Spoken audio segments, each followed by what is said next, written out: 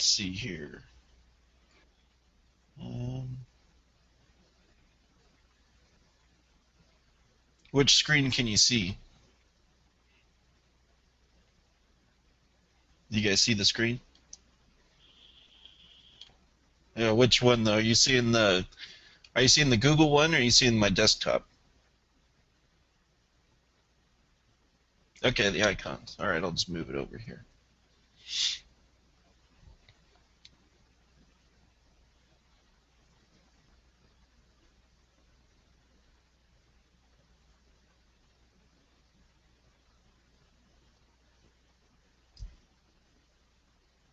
Pull this over.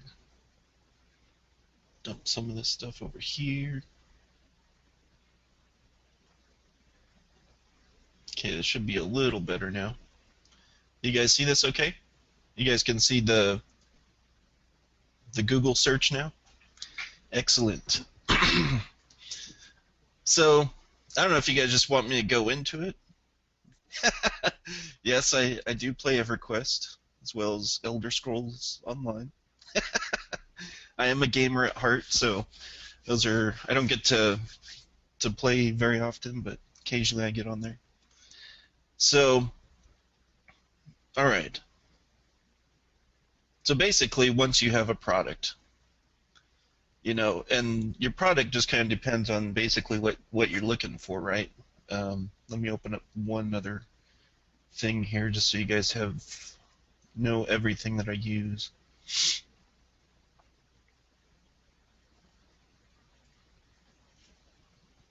Might caught me off a little bit by surprise. I wasn't planning on going over this right off the bat, so bear with me 1 second.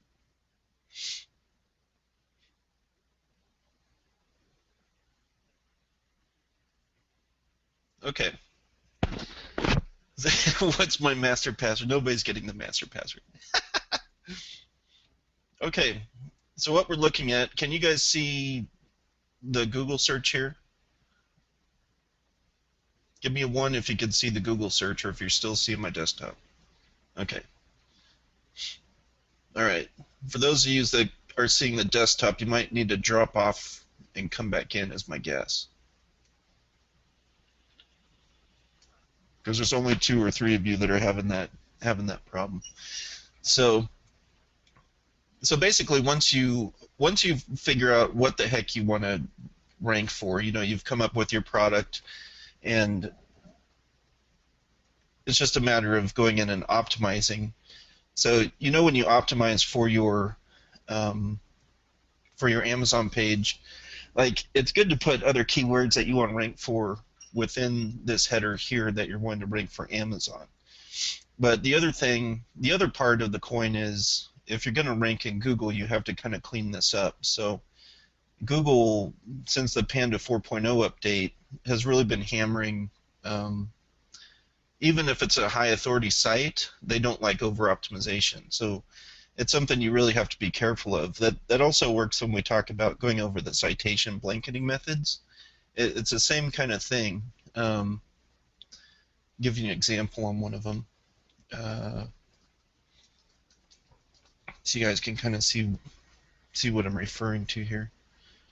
It's usually the ones that are sitting down on the bottom, second page typically. It's not that they still won't rank, but you won't get as high of a boost as you would normally if everything else is kosher. So key points to take away is, for this example specifically, it would be the far infrared heating pad for the search query. And you can see that that's not heavily, far infrared therapeutic pad. It's got large heating kind of sprinkled in it. It's not over optimized. There's a lot that you'll see where people try to really just stuff that keyword in there as many times as you can.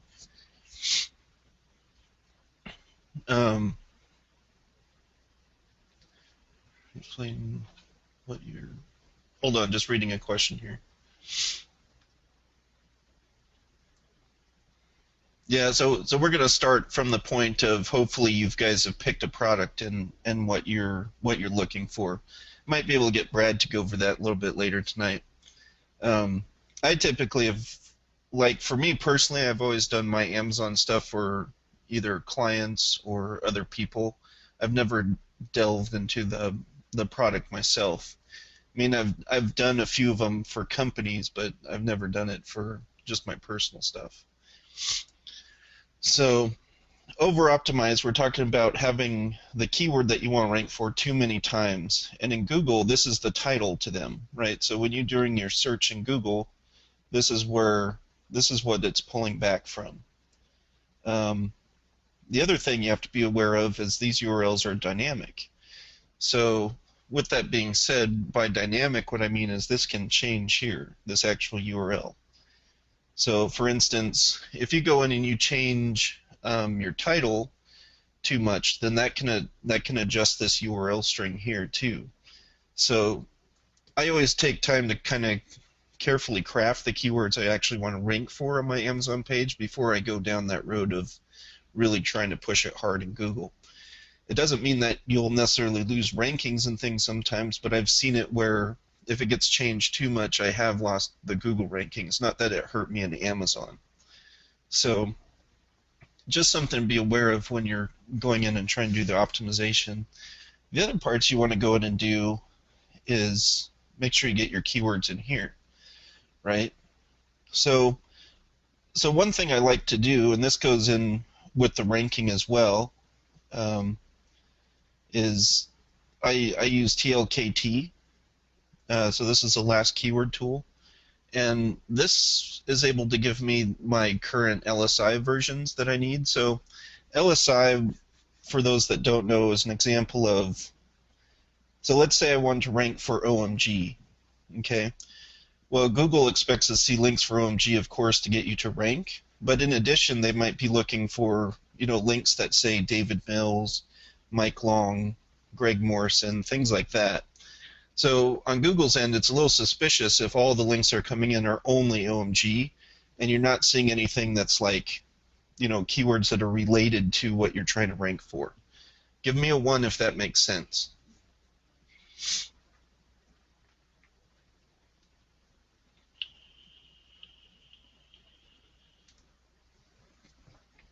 Okay, good. Yeah, so you'll get a bigger boost if you're doing links, and of course, thanks, Josh. Basically, you're going to get a bigger boost, and plus, with the way that Greg has been teaching, his anchors, you can easily roll this into the same way you link build. You can actually get bigger boost by utilizing the same kind of method with your link building. So just give an example. So what I would do is I'd go in here and I would create a new project. I'm just going to stick to the example that we're looking at here. So it's going to be far infrared heating pad is the keyword. So I just type that in.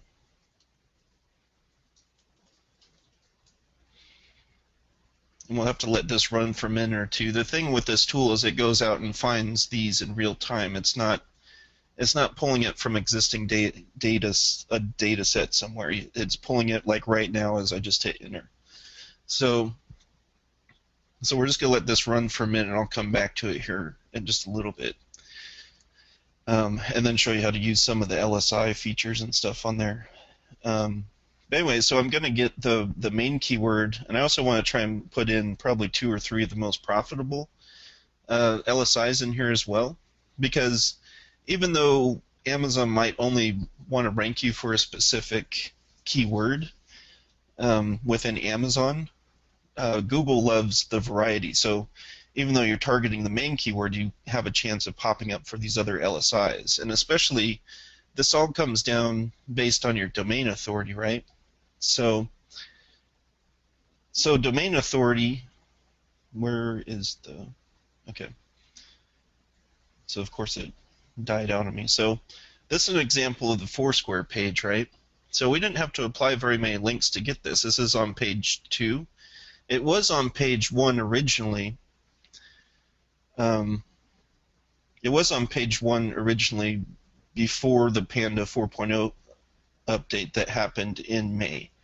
So since then, there's a lot of different things that kind of came into play. So these pages, even though they had high domain authority before, are now subject to being over-optimized, and the overall page layout, your schema.org markup, if any of that's wrong, it can actually cause a drop in your rankings. So most of the time, it's not always related to just your link building. A lot of the things that come with Panda could be your on-page factors. One of the on-page factors is your page layout that comes with the Panda algorithm. So there's a certain, and you can find this in your Google Analytics, but you can put in these URLs and see, like, Google wants to see content that happens probably within, the top 80 to 70% of the page before content comes into play. So you can see as this being an example, I mean, we clearly didn't over-optimize because this only had 3 links. But on the other hand, it did drop a page in the rankings, but it's simply because content doesn't actually start until you get all the way down here for this, right when it begins Tootsie's World. So you can see, like, this is a huge difference here on your page structure before text actually comes. So that's something to pay attention to when you're picking your citations and things you want to use for blanketing purposes. That's a big part of it now. Whereas before, basically, you could blast any of them and they would all do well.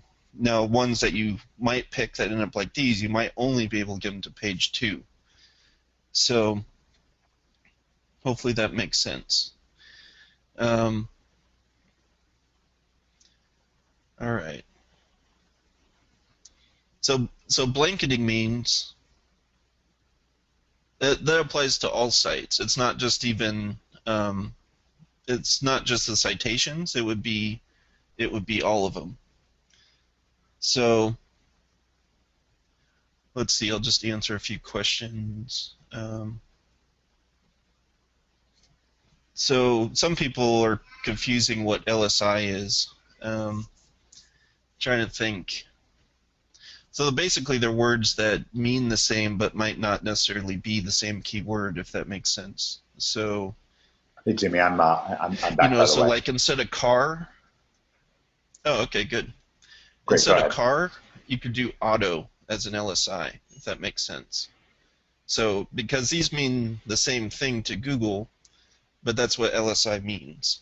So it's like a synonym of whatever the main keyword is you're trying to use. Does And, that make sense? and so everybody knows the difference between a synonym and an LSI keyword. There is a difference. A synonym means something specific, which is 2 words that mean kind of either the same thing or nearly the same thing. Like, oh, I don't know, um, let's say shoes and not sneakers. Sneakers, again, sneakers would be more like LSI. Let's say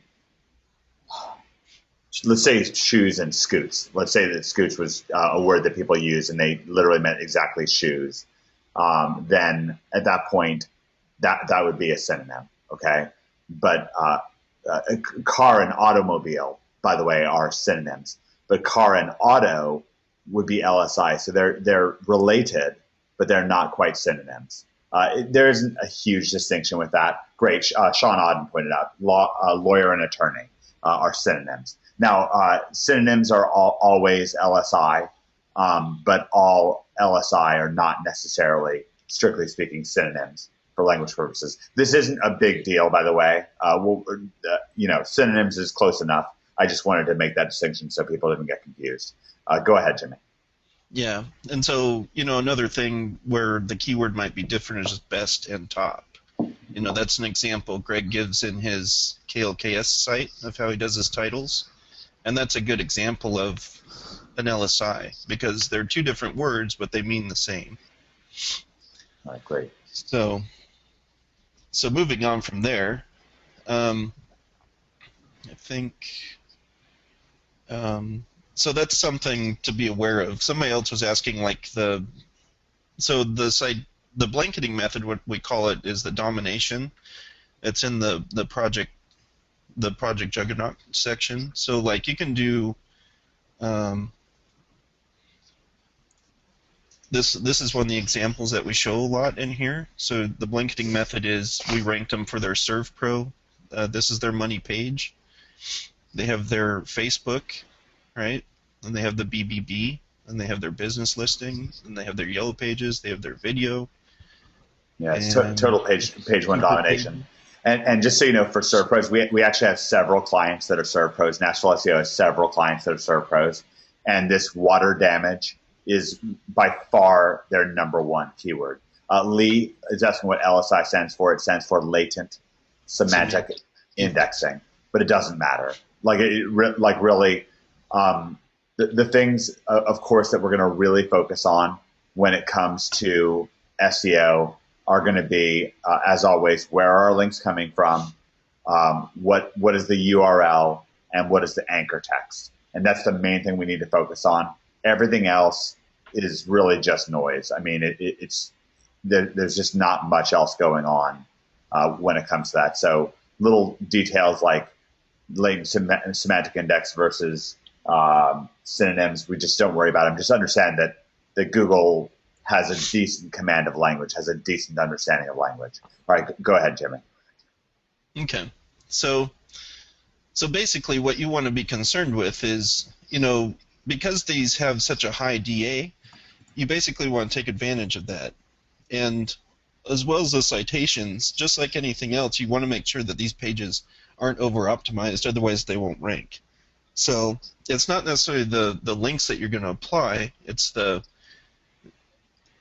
way you set up your on-page optimization that's going to make or break the links that you're going to apply. So with that, basically, all you're going to do is you're going to come in here, and you have to make sure you're hitting the right URL, which is something we covered in the last Webby. Not sure I need to go over that part again. But you're going to pick your right URL, and always. Definitely. Definitely cover that again. I think that'd be nice for people to know because we have a lot of new people today. Okay, so let me just go into. This is also explained in the last 5 pages of your blueprint, but it's still just worth it to see Jimmy talk about it right now.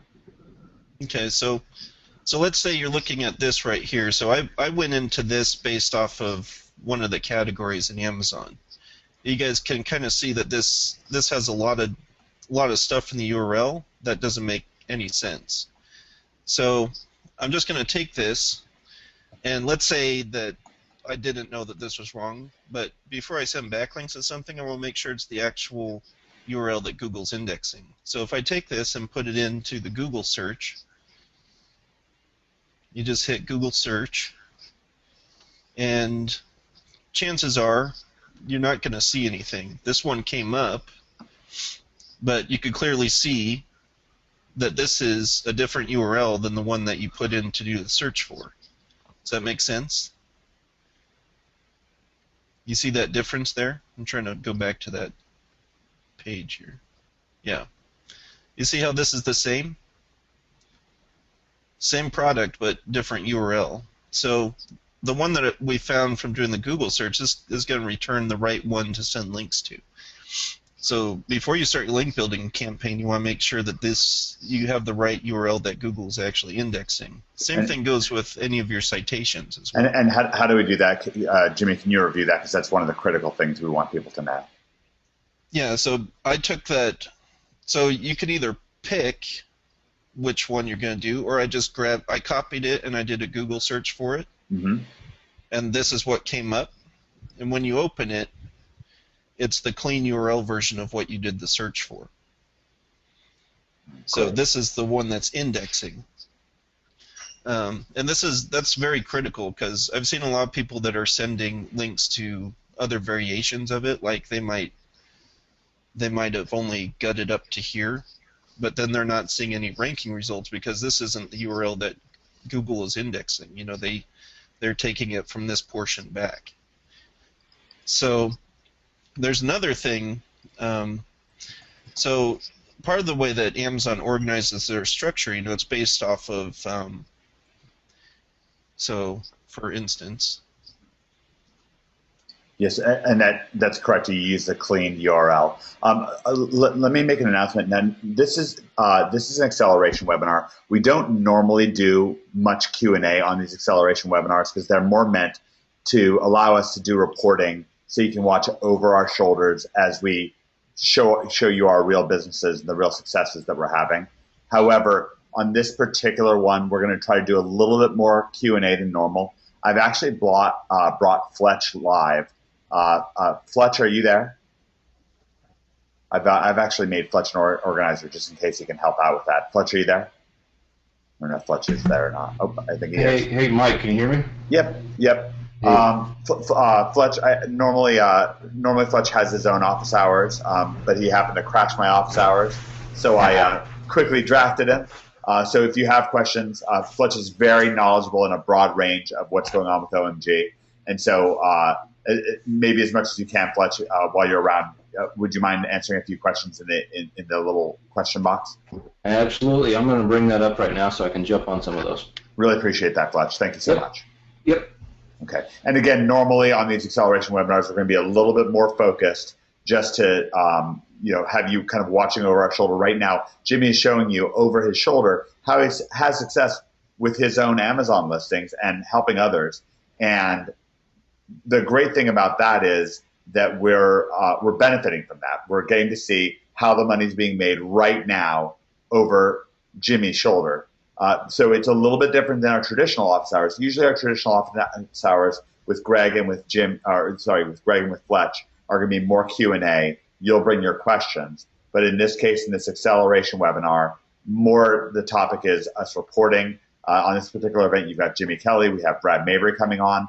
We also have Alex Gold, who's going to talk about keyword research for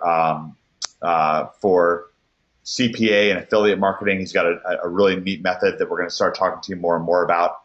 Give me the number one if that distinction makes sense. Give me the number one if that distinction makes sense to you. This way, one of the things we really try to do, the way that David Mills designed OMG, is to really help you have so many different angles on things, and with having all those different angles, it really helps explode our success. All right, great, Jimmy. Please continue along. Okay. And yeah, some of you that are asking about the canonical, it is the same as what you would see in the page, but I'm just trying to show them the simplest way for folks to understand that might not have that technical background to find it. But you are correct with the canonical for those that brought it up. So this is an example of, this is the category page for this if you're doing a search in Amazon, right? So another thing that's kind of a pain in the butt with Google, so typically if you do proper siloing, then that kind of sets prioritization of what should be ranked. With Amazon, they don't typically do that, and I'd say with probably 90% of citation sites, they don't do that. So because they don't set up like categories and proper siloing structure, that means that because Google has chosen to go with domain authority, that means any page within that category can be up for grabs for taking the ranking. So basically what you would take here is let's say one of your products was on this page, right? Or let's say Google is ranking this category page already. Okay, so and you've sent links and it's just not letting go of it. And let's say you've sent tons of PBNs or whatever you use to rank the page. But in Amazon's listings, you're not quite up on that page one. So you have to get up on that page one with some keywords to get Google to let go of the rankings of the category page and only display your product specifically. I don't see that 100% of the time, but I see it probably like 70% of the time. So to do that, that all comes down to verified reviews. So within Amazon, if you go in and you can get verified reviews, so a verified review is if somebody bought your product and then they leave a review of their experience after they've used the product for a little bit. And once you get enough of those, you should end up on this first page, in which case if you've already done your link building and things like that, as soon as it hits the first page, you'll be able to take over in Google for the ranking of the category page, so where it will only display this specific product if that was yours.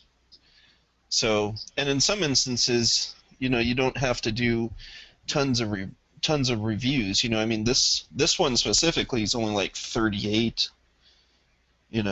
26. There's very few reviews, so like this would be an easy market to break into if you were trying to get into a new product. But so basically, that's what you'd be looking at.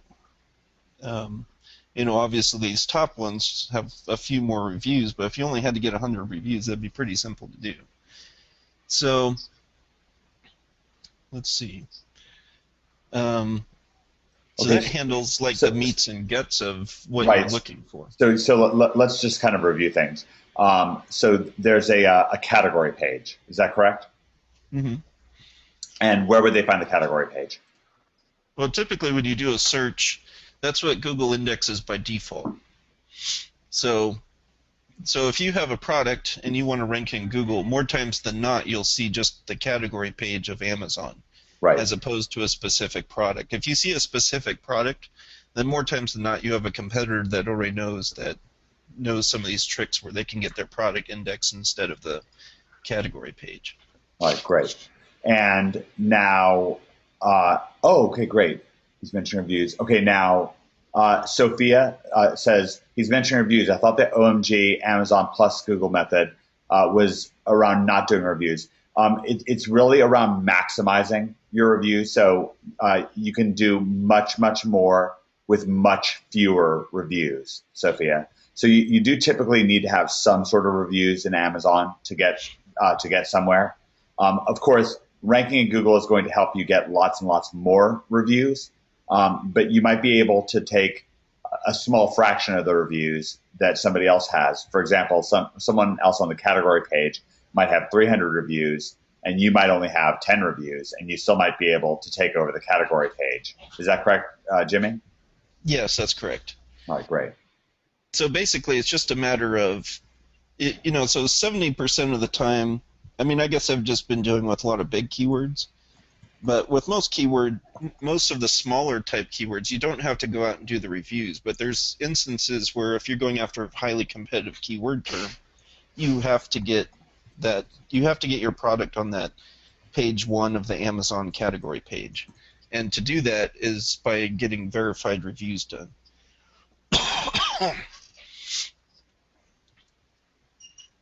Does that make sense? Give me a 1 if that makes sense. So I'm not saying you have to get the reviews done, but in very highly competitive keywords, you have to get those done. All right, great. It seems like that's making sense to people. So you'll have to get some amount of reviews, but again, it's just so very different to get just a handful of reviews than to have to get, dozens of reviews or hundreds of reviews. It's just so very different. All right, go ahead, Jimmy. Yeah, so and somebody's asking what the difference is between a verified review versus a regular review. Verified review is somebody who's bought your product and then gives a review.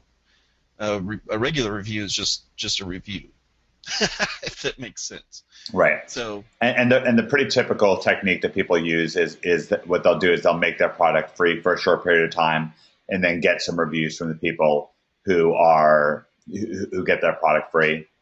It's just just a very typical kind of thing that people do. Not everyone has to do that, but that is again one way of doing it. And it's certainly just a fine way of going. All right, please continue on, Jimmy. yeah, and so basically from there, once you have all those kind of put in place, I typically use GSA, but sometimes I can get a little. I don't know, it depends on how much you want to cover your tracks. I mean, one thing you can do is you can use a shortener, and okay, so for instance, you can go to a bit.ly. That's a pretty common shortener. So you could just paste a link to I'd recommend signing up for your own account, but you could come in here, and let's say this is this is the final URL that we decided that we're going to rank and the one that Google's indexing. So I'll take that and I'll put it into here and I'll just shorten it. So now here's my shortener back that goes to there. So, you know, for those that haven't seen a shortener, it's basically like a 301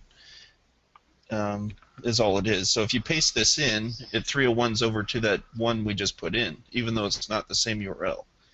So what people see, or competitors when they research you just from that, they'll see a bit.ly link show up as one of the links, but behind it could be GSA behind it, if that makes sense.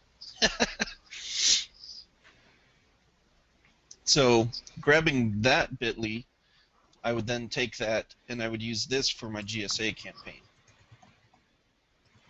Does that make sense?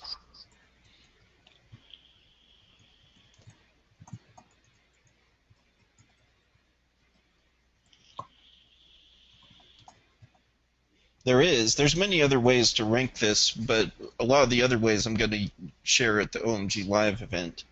It won't be over this Webby.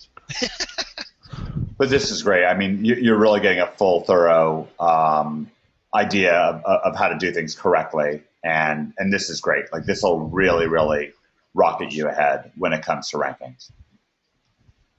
Okay, so Jimmy, can we discuss that? And again, this isn't going to be the only lesson that you have on Amazon plus OMG. This is an acceleration webinar, and with an acceleration webinar, what we do is we let you watch over our shoulder. It's not intended to be A to Z step-by-step instructions. It's there to give you a glimpse over our shoulder of what we're doing and how we're doing it. We have specific modules that are laid out step-by-step in your blueprint and in your training. But what we're doing right now is giving you a look over our shoulder at how it is that we're having success. Sorry, just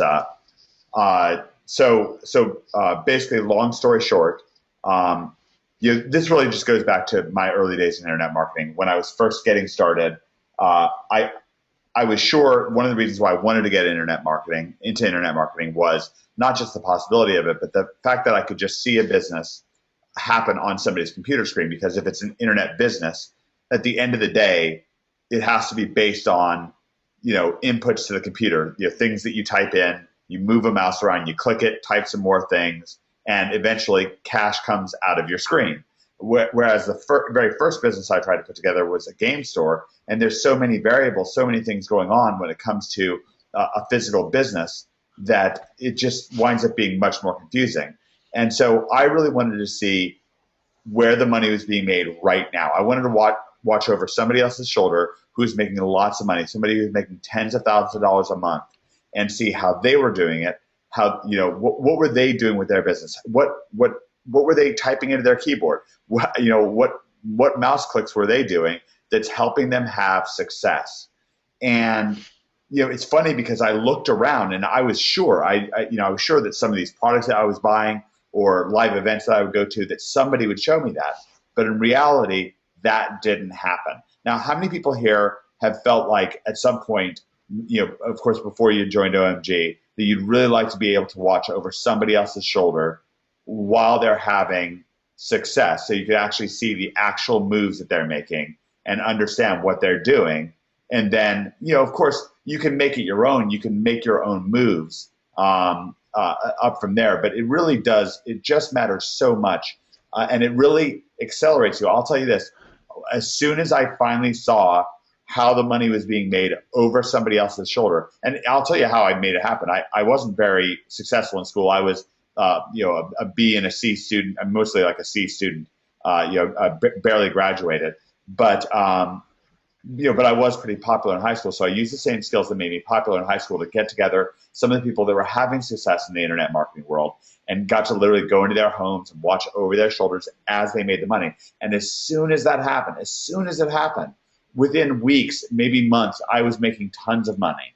And I've always remembered that lesson when it comes to OMG, and I always thought of that as something that accelerated me. I always thought it would accelerate me if I could. Sure, maybe I could piece it together by myself, locked away in a cave or something like that.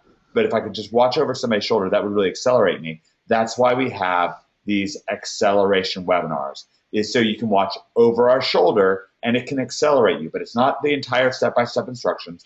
Those are going to appear inside of your Project X blueprint and inside of your membership training modules. You'll be able to ask Fletch and Greg questions in your coaching office hour sessions. These particular webinars, these particular special acceleration webinars that I do are more to accelerate you, to allow us to report to you what we're doing, and so you can see over our shoulder how we're having success. Give me the number one if that really thoroughly makes sense to you. And if it doesn't, just go ahead and type in a question for me so I can understand where you're being confused. Because I don't want somebody sitting on this event saying, where's the step-by-step? It's a very valid feeling that you'd have, but the reality is this, and we have the step-by-step, okay? That's in OMG, but this event is for us to report to you, for you to be able to see over our shoulder. Okay, so Jimmy, now one of the things that you figured out that's so powerful, and you may have covered this before, but I'll say it again because I really want to have everybody be up to speed with us, is that we want to be able to, by the way, if you just joined Project Juggernaut and you want the blueprint, email me at omg@omgmachines.com. That's omg@omgmachines.com. I just got a couple requests for that. Now, Jimmy, for the most part with OMG and with Greg Morrison, we're relying on private blog networks. These are high-quality websites that we own and we control, and we're using those to link back to our websites and our web properties. But one of the things that you've brought to us, when you started teaching inside of OMG, is you've shown us that with a website that has very high domain authority, like Amazon or like YouTube or like Facebook or like Weebly, with those websites, we don't have to necessarily use the highest quality backlinks. Now remember, Greg says in his training there's three things we need to worry about. We need to worry about our anchor text. We need to worry about our URL. If you don't understand what that means right now, that's okay. Okay, you're just beginning to learn, and that's fine. These details will help you understand over time. But we need to worry about our anchor text. We need to worry about our URL and where our links are coming from.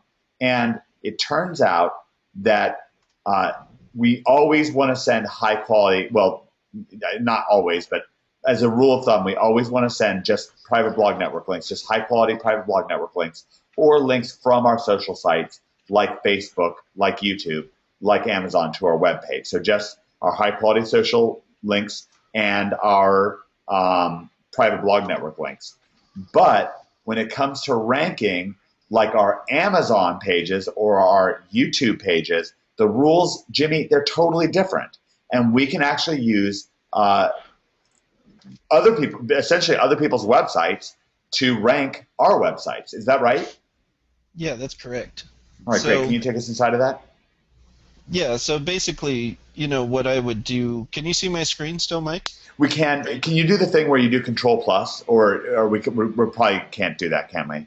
Or maybe change screen resolution so we can see a little bit better. Yeah, I don't know if we can or not. We'll do our best. And with our step-by-step training videos, we really, really bend over backwards for you to be able to see with clarity. It is not always possible on an acceleration webinar in this particular case. But again, this isn't so much quite for step-by-step instructions, but this is really more to give you acceleration over our shoulder. All right, I don't think that Jimmy can particularly zoom in, but he'll just try to help as best as possible orient you. Right now, Jimmy, you're in a program called GSA, is that correct? Yeah, this is GSA. Okay, great. And there's a few mods that I do on this. Well, even since some of the stuff that we did for some of the training, but I've just found that if you have a smaller list, this can help people a little more. I have a pretty big list, and so I can get away with a lot more abuse. But people starting out, that list is the hardest thing to come by. So, yeah. So when you come into this, and what is that a list of, Jimmy? Basically targets that you can put backlinks on.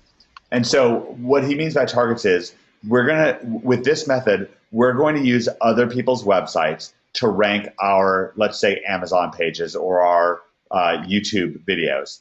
And what we need to do is we need to have a list of places where we can do things like post blog comments, that then that blog comment can link back to our to say our Amazon listing. Is that correct, Jimmy?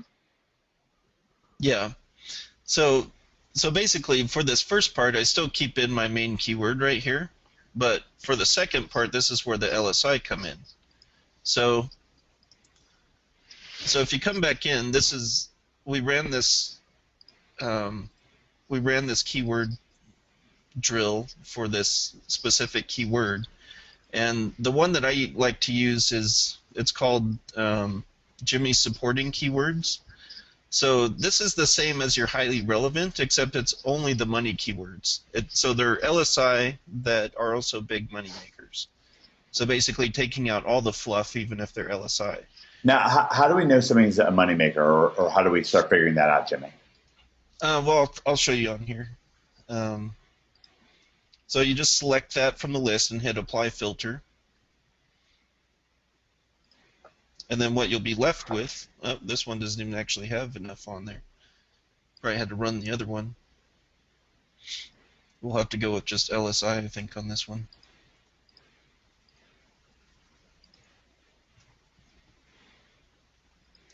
So basically what this tool does, I mean, if you want me to show it for a minute.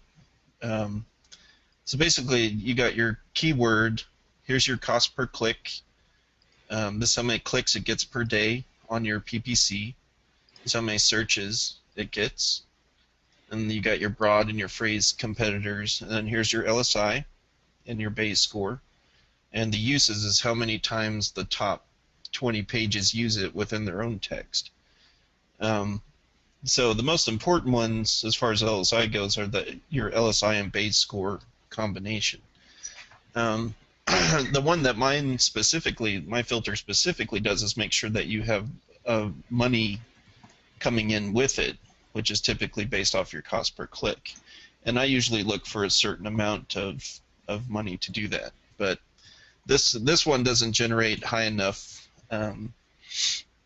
money for it to pass my filter. I can adjust the percentage on there, but we don't need to go into that here. So basically what you do is you just need to pick about 10.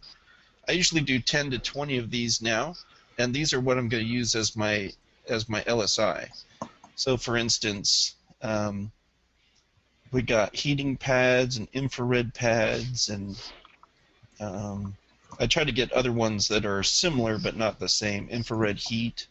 And so that's what I'm going to come back over here and put into the LSI. So your LSI is going to be spin tax. If you guys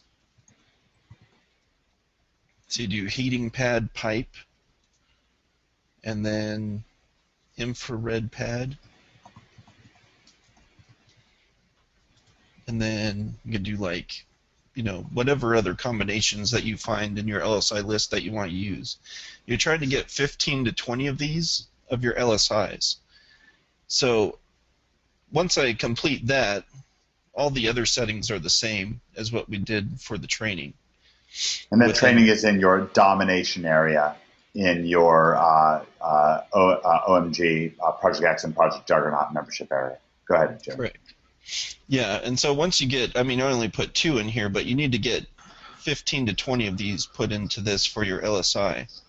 And then you can just fire away. What we put for the URL, we put in that bit.ly shortener that we used. But once that's there, you just fire away. And usually doesn't take too long before it starts ranking. Great. All right. There's obviously other things that we can do and cleaner methods, but you have to come to live to learn that.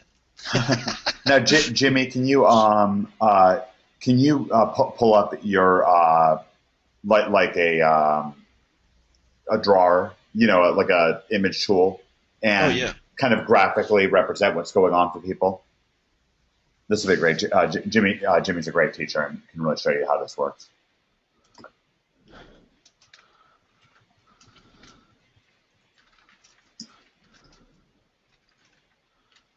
Okay.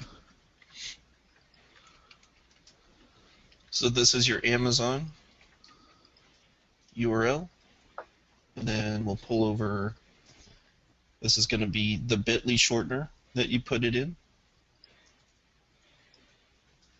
And what's the bit.ly shortener going to do for us? Basically, it just creates a 301. Like with You help me with 301s. 301. Yeah, good. So 301 is basically it's a way to tell the search engine bots that the page you're looking for is now this one over here. So it's like, pointing the finger to a different website. Not the finger, but a finger to a different website. Yeah, so what it is doing is automatically redirecting this link, okay? I mean, number one, if that makes sense. And what's the point of that redirection? So the point of this redirection is if you get a competitor, right? So even so you could have a competitor come in and say, hey, this guy's using bad links, and they could report those bad links against that page. Now, a manual reviewer isn't going to go in and they're not going to penalize Amazon, but they'll make it so that URL won't show up in the SERPs. That's still possible to do. Right. So they could take your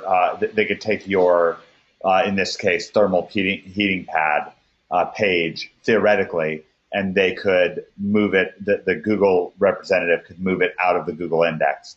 And so what we're doing is we're making it so your competitor is going to have a very hard time figuring out what it is that you're doing to rank in Google. Is that correct, Jimmy? Correct.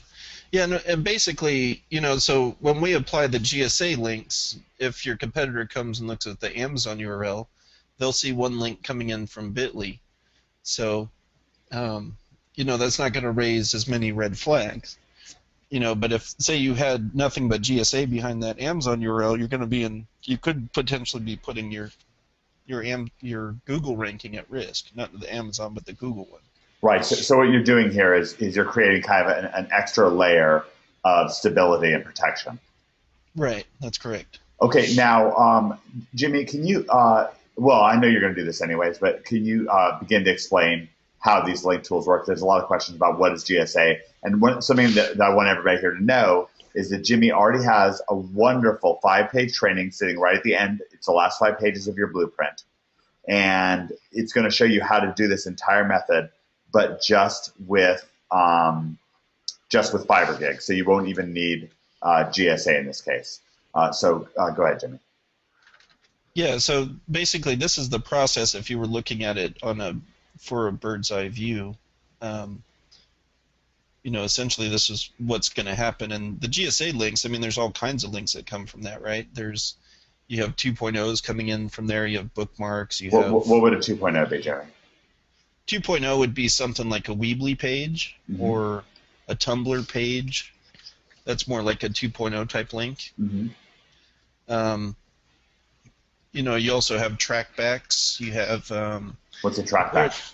Trackback is like typically when you leave a comment, they'll say, "Hey, this page was talked about," and then usually within WordPress they'll leave a trackback link going back over to it, which is nothing more usually than a URL link in most cases. So, and there's all kinds of links. You have social links. You can get links from Facebook, and you get Wikipedia, which is, there's just all kinds of different variations of links that you can get. Okay, great. And how do we get those links? Just by running GSA, basically. So the steps that they use when they go through and learn, a big part of making their GSA a powerful tool is being able to go out and build their lists. The power of the list is what's going to propel those rankings the most. And so the power of the list in this case is Jimmy, for example, has some, what is it, like 30 million? Yeah, I've got 17 million verified. 17 million. Okay, so Jimmy has 17 million verified locations that he can post to. So these could be, let's say, for example, Joe Smith has a blog about audio equipment, and he allows people to post links on his blog, in the form of comments, because he wants to encourage people to comment on his blog. So Jimmy knows about that, and 17 million other places where he can post links to. But Jimmy, you're not going to post the full. In this case, you're not going to post the full Amazon link. You're going to post a Bitly shortener. Right. Yeah. And the Bitly shortener, I mean, all your power and juice passes through there. You do get a little bit of a dip with using a 301. I think you lose about, I think it's 5 to 10%. But really, I mean, with GSA, that 5 to 10% can be made up pretty quickly with sheer quantity. So, while it's not 100%, it's still high enough that you're going to see the ranking effect. And you could use any other kind of URL shortener as long as it's got high DA. I typically don't use the Google shortener though. Why don't you do that? Well, I try to tread lightly with a lot of the stuff that are Google-related properties. Got it. Just because you never know with them. A little easier for us to. And what we're trying to do here is we're just trying to make it a little bit more difficult for our competitors to I mean, really, just to even know what we're doing. Yeah. Yeah, and it's just a safer method. I mean, even think if Amazon saw the links going to the page. I mean, they're just going to see the one Bitly as well. So, right. They're not going to freak out over, oh, we just sent like 500,000 links to a site. Some people don't take that well.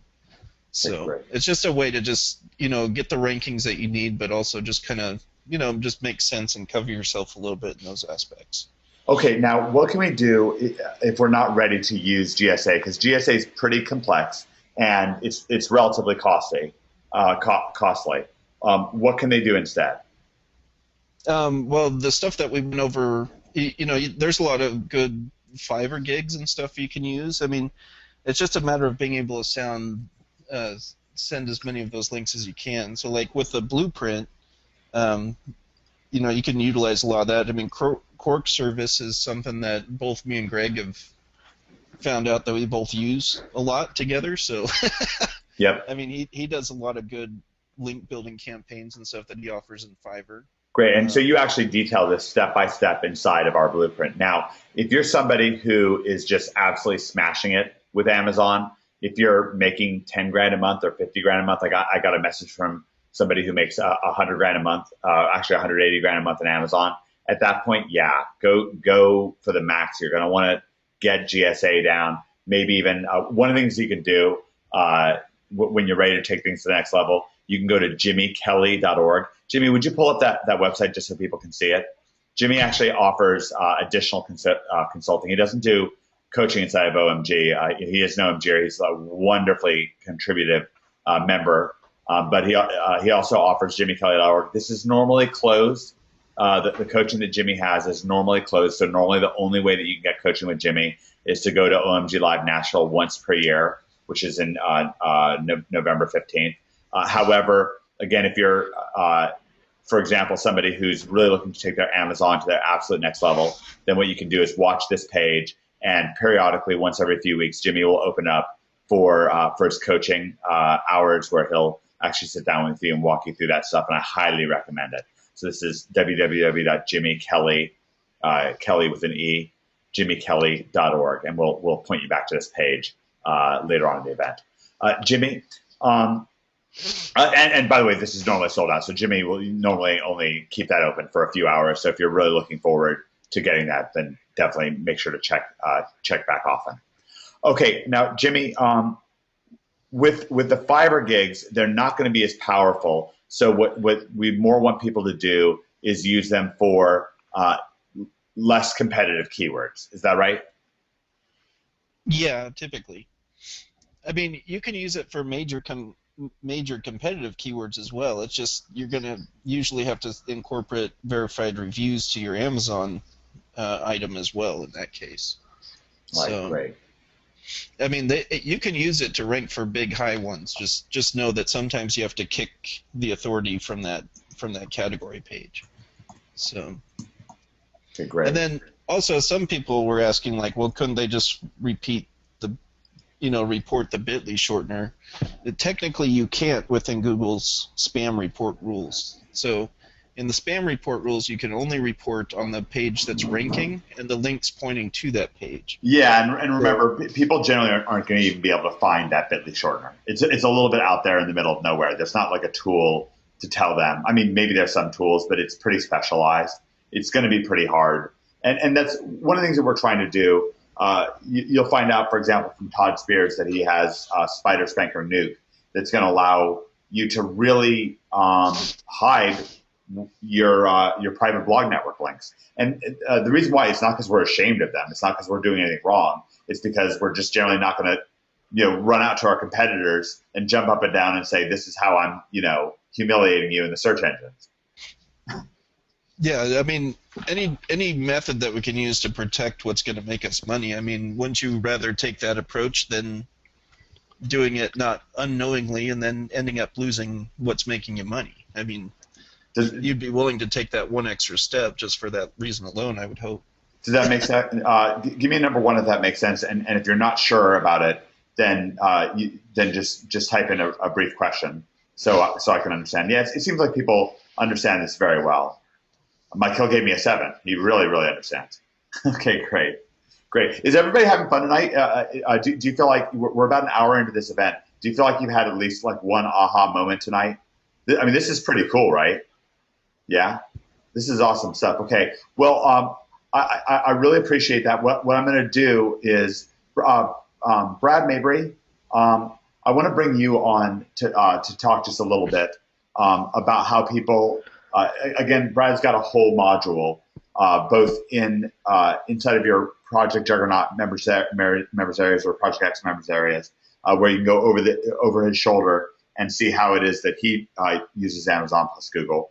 And he also has a module inside of your blueprint. But Brad, and Brad works with Jimmy all the time. It's quite a great alliance that we have.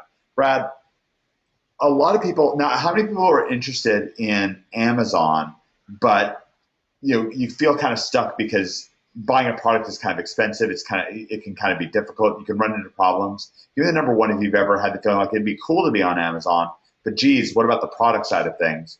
Yeah, maybe even had some success, but I mean, I'm sure even people who have had success with products have also had some failures with products. Jimmy, you're working with somebody who went completely crazy and bought tens of thousands of dollars worth of pearls and never sold a single one. Yeah, don't even get me started on those guys. Yeah, so that can really be a problem. Brad, go ahead. You want to know what's fun? I'll just tell you a little bit of story on this. So sure. So I was in charge of the SEO part of that company, and they were trying to branch off into the Amazon thing. And I actually knew how to do this way back then, but they said that I shouldn't be going over into the other areas of the company. And so it was the stupidest thing. Because of that company tanked because they spent all of their money on those products and would never let the SEO department take over those reins. Right, because you could have ranked it in Google, and just so if anyone's ever heard of Amazing Selling Machine, I spoke with Matt Clark on this specifically, and Matt's one of the two owners of Amazing Selling Machine. The other is Jason Katzenbach, and Matt and Jason were ranked 1 and 2 for a given diet product. I believe it was a supplement. So Matt was number 1, Jason was number 2, and Jason was selling 4 times as much of this product as Matt was, 4 times as much, even though he was number 2 instead of number 1. And I asked Matt how that was. I said, well, Google. Google was the key. So really, you can just get so much further with Google plus Amazon than just Google alone. Brad Mabry, are you there? Hey, Mike, what's up? Hey, man. What's the deal? Do you have to have a product of your own to have success in with Amazon plus Google? Not at all. I'm actually moving away from carrying any type of product in-house. It can be cumbersome at times. So, I've kind of began removing that entirely from my business model. Oh wow! So you're actually even going further and further away from having products. Well, can you tell people? Again, this is an acceleration webinar, so we're going to give people the high-level idea in this particular case and not go into the step-by-step instructions. And then after this, we're going to bring Alex Gould live. I'm really excited to talk to Alex about CPA. Maybe we can get Jimmy to talk a little bit about CPA as well. CPA and affiliate marketing. But how can you have so much success? Because you've really had a lot of success. How can you have so much success on Amazon and leveraging Google to sell your Amazon products, and yet you don't even have hardly any products, and pretty soon you're not going to have any at all? Correct. Yeah. Well, the biggest thing it comes down to is I'm all hung up on bigger margins. Lower margin stuff is good.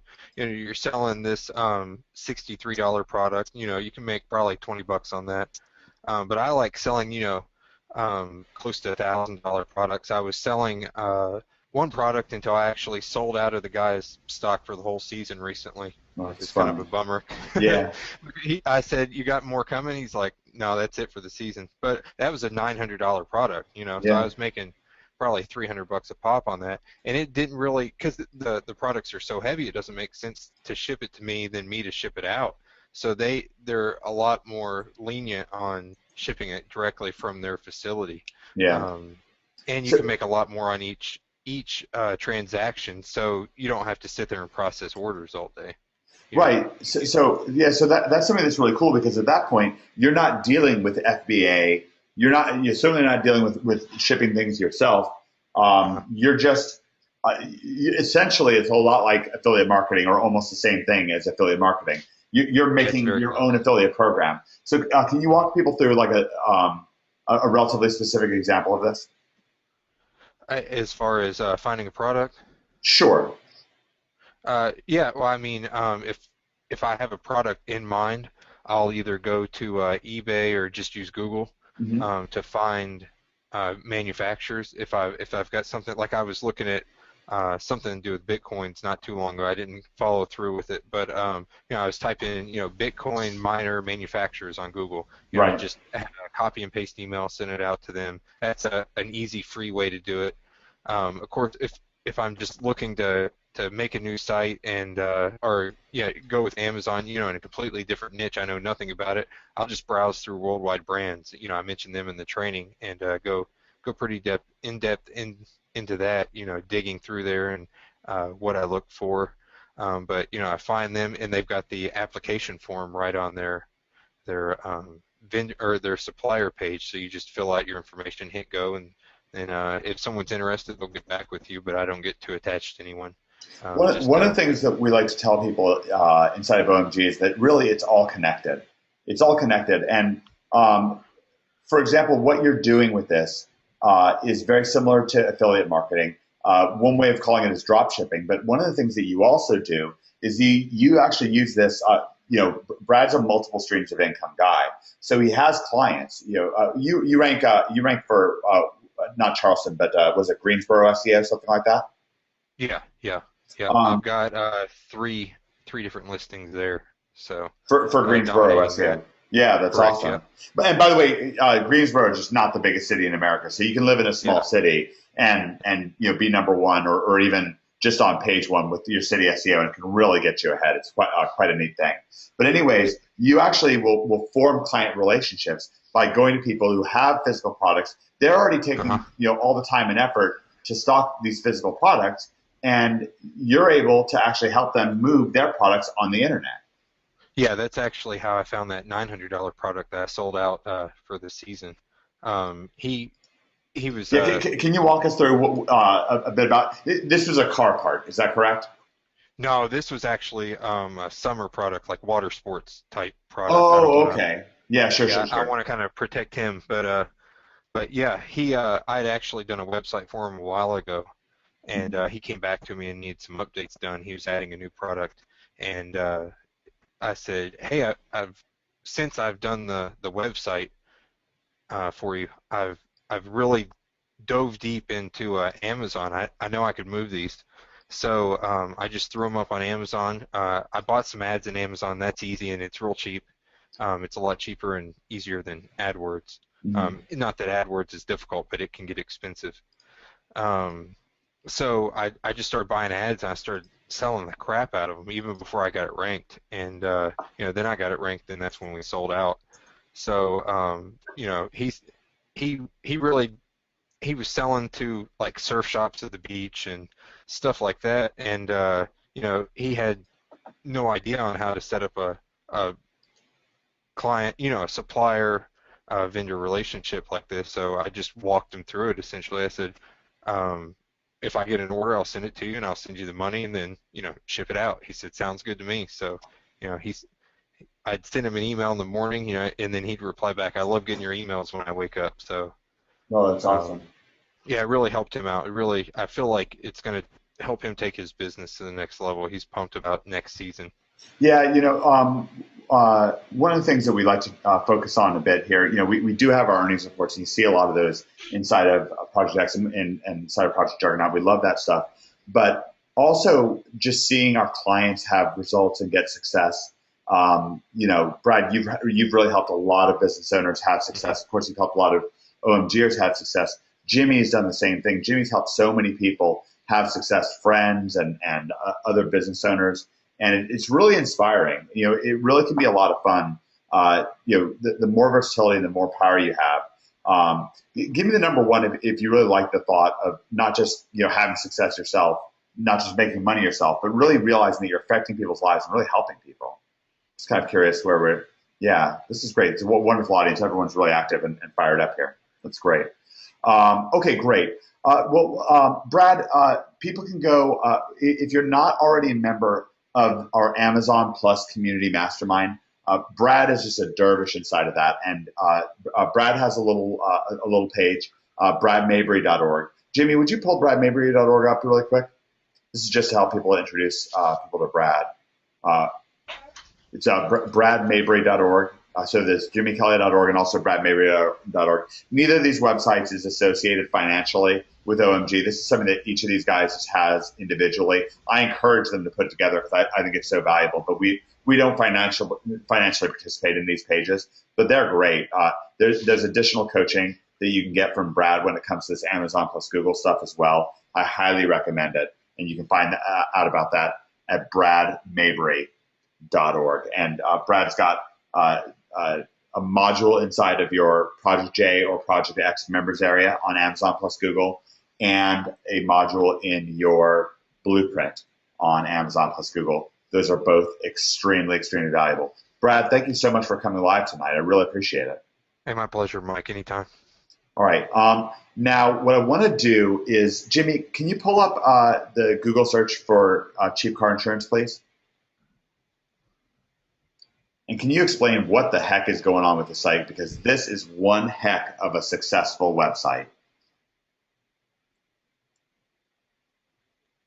Well, this is primarily where you make some bread and butter. Yeah. Okay, great. So can you, for someone who's new to affiliate marketing and CPA, can you explain what's going on with this website? You ranked this website, and you ranked it with a combination. Now, this is one of the most competitive keywords in the entire world, and we've only for the very first time, just in the last couple of days, because of our friend Jason Flavelin, we've only just in the last couple of days, for the first time ever, revealed that Jimmy ranked the site. He got some help from Greg on it, and basically what it is Jimmy used a combination. This is a total masterclass site, total mastery level, world-class domination level site. You don't have to build a site like this even to be able to make $100,000 a month. Because you could just be doing client consulting in a bunch of smaller niches and so forth, or smaller affiliate stuff. But this will give you an idea of what is possible. So, Jimmy, first of all, in terms of the rankings, at the high level, you use a combination of the technique with private blog networks and bunches and bunches and bunches of spam links in a certain kind of special formula in order to rank this website. Is that correct? Yeah, that's correct. All right, great. Go ahead. Yeah. Oh, I don't even know if we came up with a name for it yet. Yeah, we've been toying around with some names for it, but you don't have to worry about the name for it right now. Now, Jimmy, can you show us how? Now, this gets around 2,000 searches per month. This keyword, cheap car insurance, gets around 2,000 searches per month, and it's got a really high buyer intent, because when people are searching cheap car insurance, they're already really thinking about making a purchase. They've narrowed things down. They know they want insurance. They know they want it to be cheap.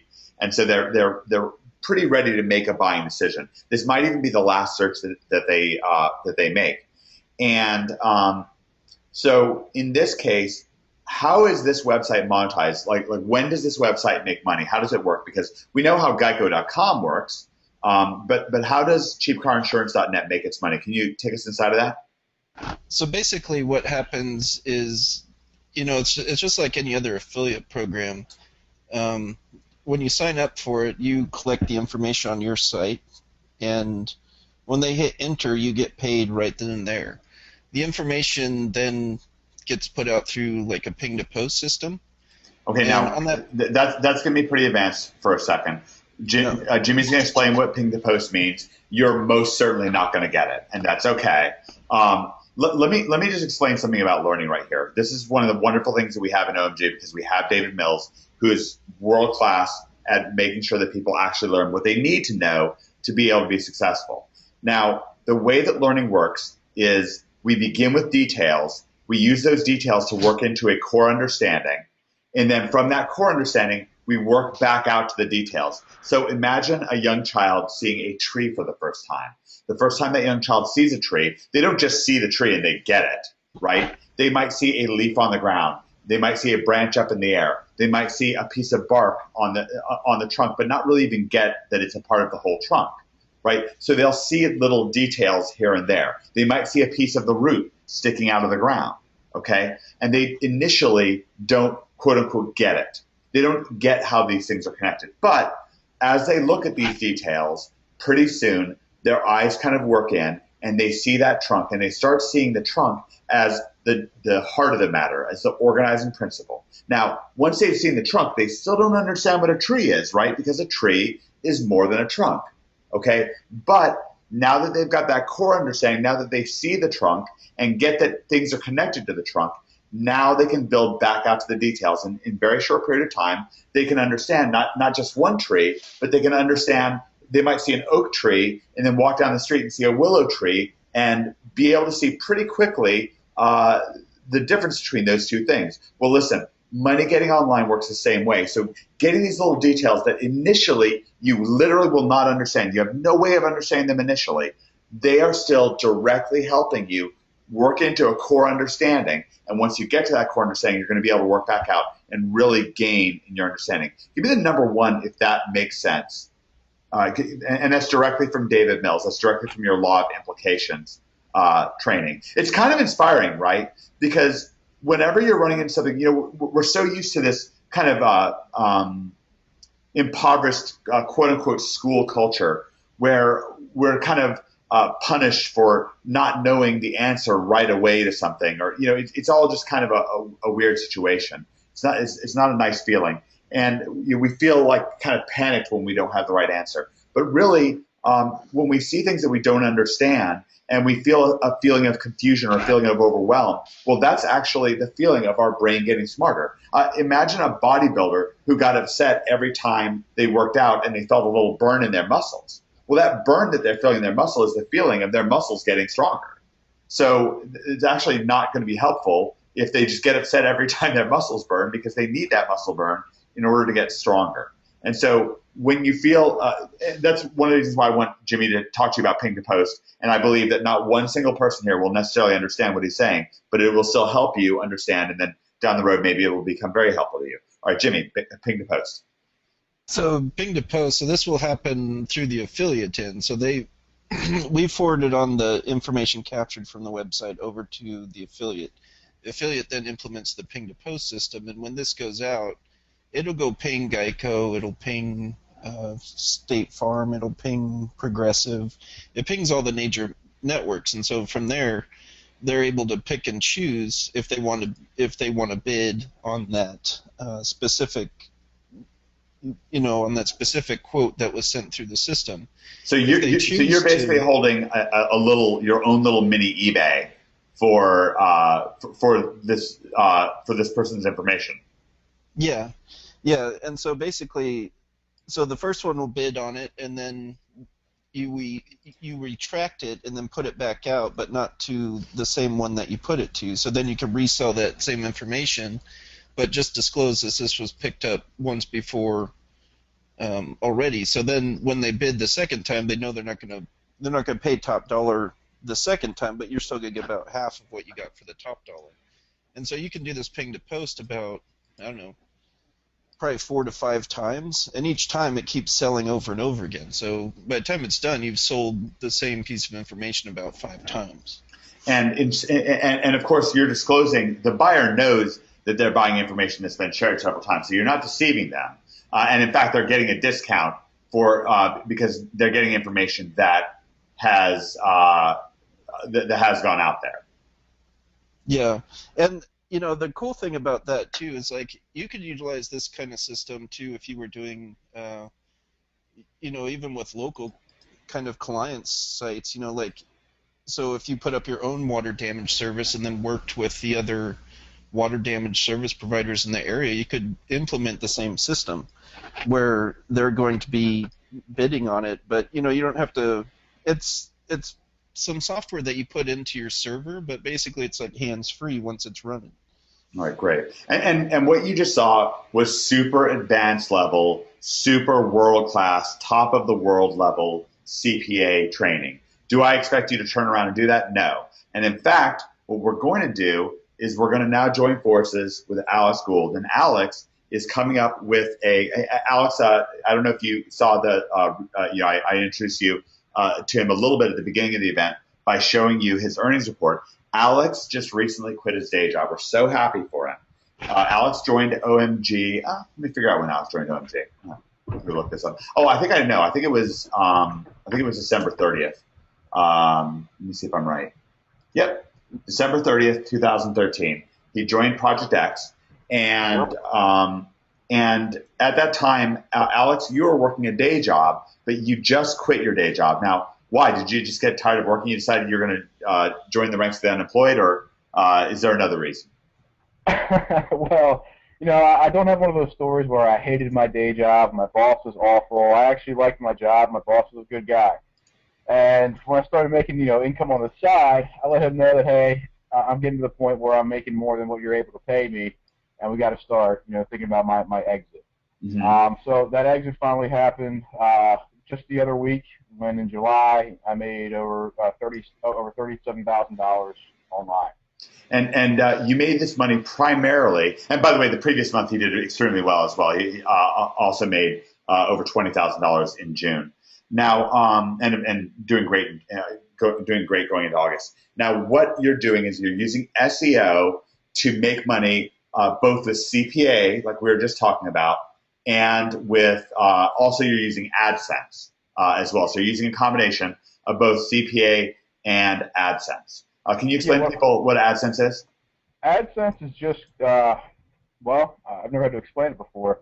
It's the ads that you see on the side of people's websites that is powered by Google AdWords. When you search for keyword research or doing keyword research and you find a keyword in the keyword planner that shows you, this is a $2 cost per click, that means that there's some advertiser out there willing to pay $2 for a click of a person interested in that traffic. So AdSense is all about generating large amounts of traffic to your website and getting them to click on ads, and that's it. CPA, I consider CPA just selling anybody else's product. In Jimmy's example, he's just selling car insurance for another company. So there are different terms, CPA, CPC, it's all the same thing. I'm just selling somebody else's product. And that, it's not so much about putting an ad on the site, it's more about following people into the sale of that product. All right, great. Jimmy, what we're going to do, let's actually, I'm going to make Alex an organizer. I meant to make him an organizer from the beginning of things. And I should have made Brad an organizer too. And that just locked up my screen. All right. All right, good. All right, got him. I'm going to make Brad Mabry also an organizer. And so, Alex, would you like to take over the screen and walk us through? Alex and I actually prepared a whole presentation for you. We sat down 2 days ago and we went hard at this and really prepared some great stuff for you. This is first time this hasn't been seen anywhere else. It's going to be really exciting.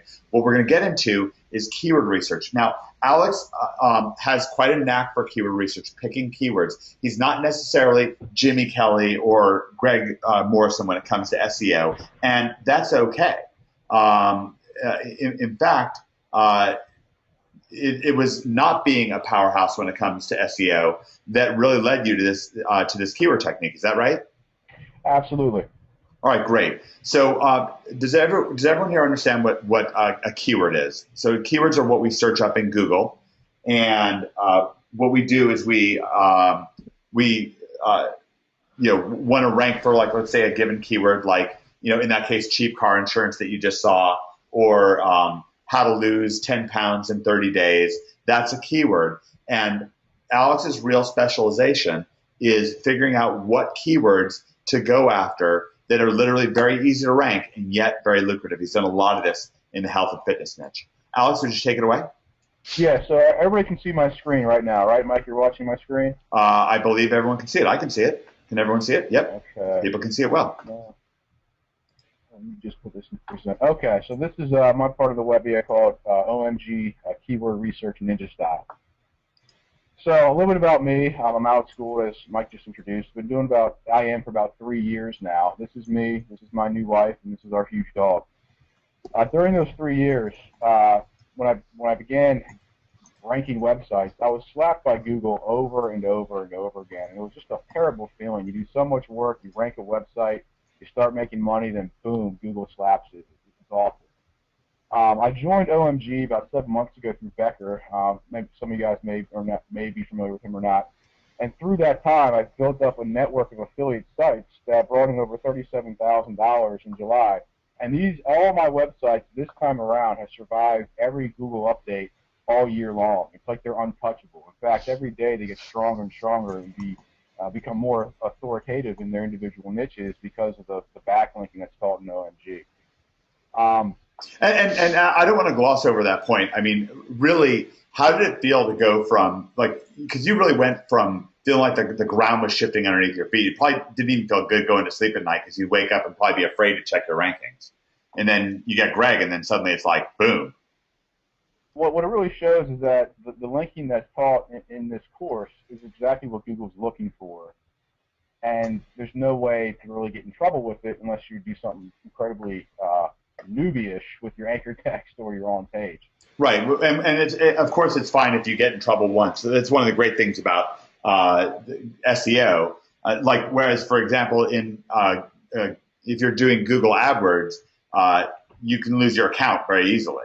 In fact, I've lost my account, and you just can't run AdWords ads. I would have to make a new account, and it's a little bit complicated, and I'd have to form a new business to do it or something like that. But when if you do make a mistake and lose a website, where it doesn't rank anymore, it's not like you lose your ability to make new websites. You just make another website. It's no big deal. Sorry, go ahead, Alex. Absolutely. So the difference between once you go through the course and go through all the modules, you're going to know how to rank. And once you understand it, it's really very, very simple. If you pick the right keywords, you drop some PR links, build your PBN, and you can almost rank anything. If it's not ranking, it just needs more PBN links. Of course, there are other type of links out there, but the real core of SEO right now is high-quality PBN links. The difference between somebody who learns how to rank through the OMG modules and goes out and has quick success compared to somebody who learns how to rank and goes out and tries to start a website and doesn't have that success, it comes down to their keyword research, because we're all doing the same type of backlinking, but the keywords we're going after are different, and this is really where people separate themselves from making money quickly and not.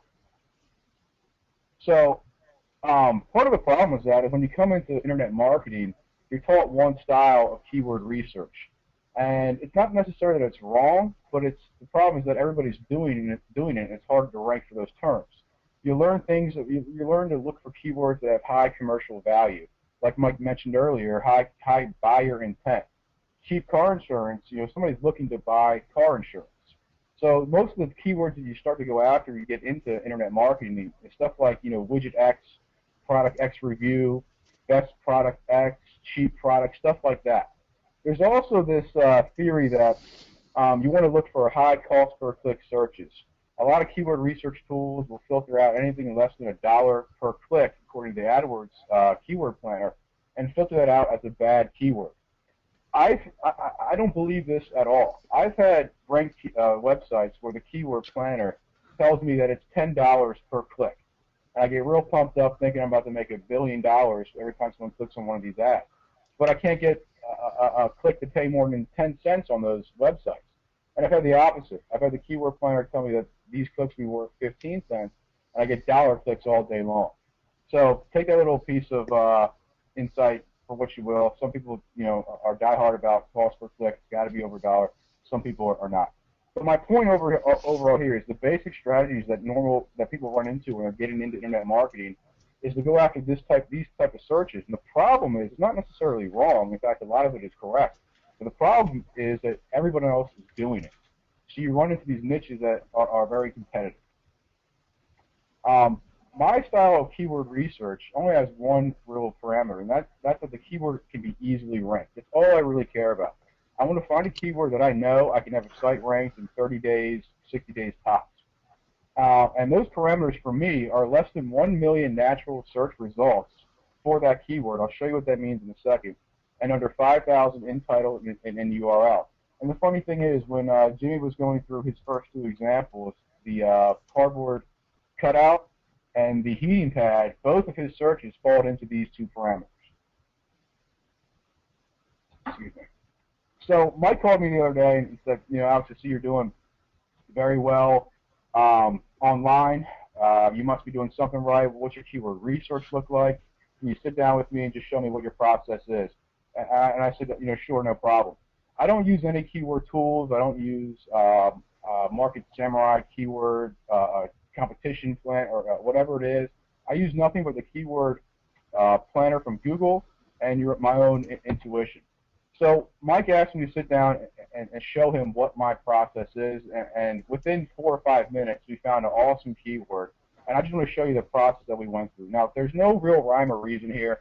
It kind of just happened that way. But let me walk you through what exactly happened. We started in the health niche. I do a lot of stuff in the health area, and I had recently just seen a commercial before Mike called me about IBS, about irritable bowel syndrome. So me being in the health niche, I threw it in the planner. I just said, let's see what's going on with IBS diet. As you see here, there's 22,000 searches a month. That intrigued me. That made me think that, okay, maybe there's something going on in this IBS world that could be easily ranked. And just randomly, I went into ClickBank Marketplace, threw in IBS diet, and saw what came up. The first thing you see is an IBS product. That tells me that there are buyers in this niche. If somebody on ClickBank has made a product for it, there are people looking to solve this problem. So that was good. The next thing I did was I just scrolled down, and I found this ClickBank product here, treating and beating fibromyalgia. I've never heard of fibromyalgia before 2 days ago. It intrigued me. I clicked on it to see what was going on. Seeing this product, again, made me realize that there must be a marketplace out here for this if there are ClickBank products. So I took this keyword, fibromyalgia, and I threw it back in the planner, and just wanted to see what happened. You'll see that this is a pretty big keyword, which leads me to believe that if fibromyalgia gets searched this many times, there must be a niche within this niche that can be easily ranked. Does that make sense to people? There's such a huge search volume here that something down here has to be easily ranked. So I took this to Google search just to see what came back. Now, so these are the natural search results that I spoke about earlier. Well, my keywords that I go after, they have to be under 1 million results.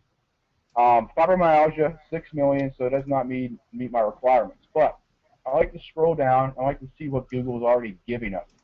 Google is giving us these micro niches inside this niche automatically.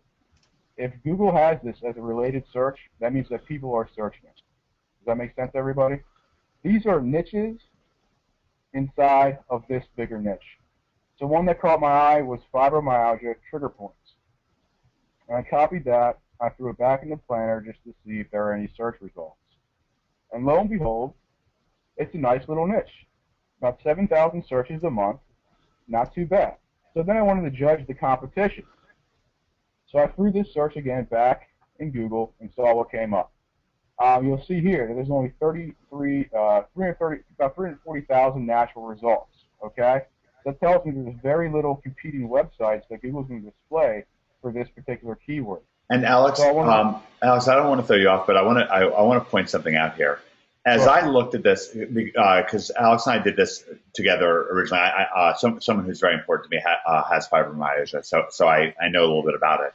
And but Alex found fibromyalgia without me saying anything. And one of the things I noticed is as we looked through these rankings, I just thought, if I have a burning need to take care, if I have a loved one and I want her to get better and she has fibromyalgia, then like I'm willing to spend money to do it. Okay, like I want to find the right answer. And one of the things is if you look at this stuff, one of those things that said like 16 trigger points for fibromyalgia, it's just some WebMD article. Who cares? Like, I mean, yeah, that'll give me maybe a few tips or a few general pieces of information. And at the end of the article, it's just going to say, go and consult your doctor. Well, thanks, Sherlock. Right. And my point in saying this is, just like we can really help our clients have more success, then we can also help, our affiliate, customers. Like, when we're selling an affiliate program, if someone's searching for fibromyalgia, we can help organize Google for a profit. Of course, we're making a profit in doing this, but we can help people.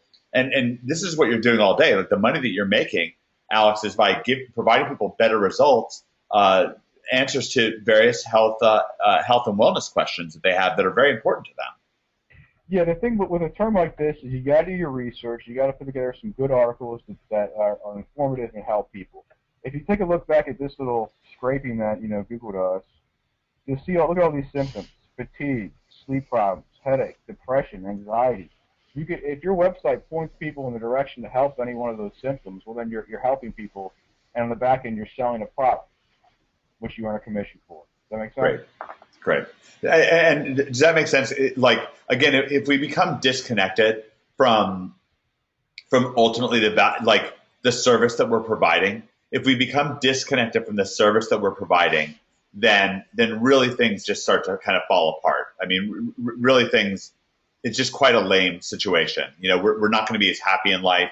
We're not going to do as good of a job. So we really want to stay attuned. Give me the number one, if that makes sense. In fact, better than that, I've got that pin post in your OMG NHB team.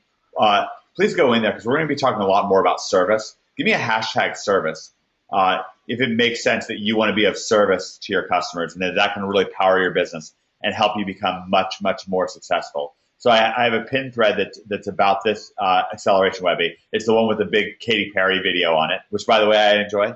I can tell you how many times I've watched that this week. I downloaded it just a couple days ago, and I have watched it, a lot of times. Let me see. 1 second. This is how we do. 382 times. Can you believe it? 382 times in a very short period of time. But anyways, I'd love folks to go in to the main NHB Facebook group and give me a hashtag service if you really get that. And if you don't get it, you can type a question in your inbox. Why is it that we're saying this? And you might say, well, why are we stopping to talk about this? Well, this is part of what Alex is doing. Like, part of his method is once he finds something that he wants to help people with, he is going to figure out, how am I going to be of service to somebody who is searching for this keyword? And I'm using the term service importantly. I'm not just saying, for example, what could I say? Somebody else might say, oh, I want to provide value. But what does that mean? What does value mean? Hardly anybody knows. I mean, really, I think almost nobody knows. In this example, what you're doing is you're connecting people who are searching for help with their fibromyalgia to a solution, and that solution is a product. That product may be marketed terribly online. They don't know how to get in front of their target audience. Well, that target audience is coming to your website, and all you're doing is connecting the dots with people looking for a solution to the people who've made the solution. So the service is that you're connecting the dots. Is that right? Okay, great. I really want people to understand this, and I'm not saying this just to be like, let's have a Care Bear hug moment here. It's because this is the shortcut for success. Because it is more motivating to be of service to people. It is more valuable to be of service to people, and this is how we have success. So I kind of wanted to point that out. Please continue on. Okay, so fibromyalgia trigger points. You use my first parameter of being under 1 million natural search results.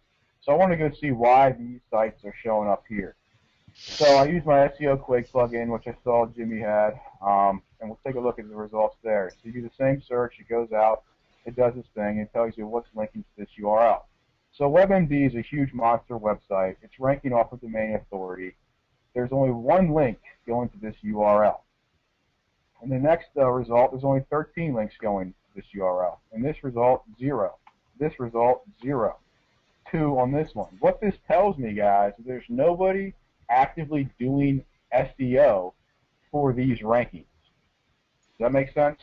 Nobody is performing SEO to get these rankings. There's nobody over at WebMD who's beating himself up every day trying to rank for fibromyalgia trigger points. Okay, there's one link here.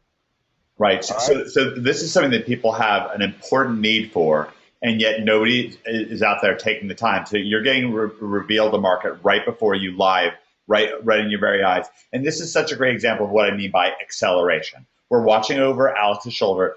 Alex, this is how you do. Is that right? Like, this is how you do your business. This is all I do all day, every day, is make sites like this. All right, great. So back to the next one is under 5,000 entitled in URL. That's just performing this simple little search and seeing what comes back. Now, if you, I didn't spell that right, entitle, colon, quote, the keyword, quote, 2,400 search results. This means there's only 2,400 results with this in the title. And everybody doing SEO knows you need to have this somewhere in your title in some way, shape, or form for Google to respond and place your website in the top of results. Now, if you watch Fletch's videos, you know that these are just estimates. If you go down the bottom here and you click back to the end of the pages, you'll get an idea of what you actually have to outrank. And in this particular search, bear with me a moment here.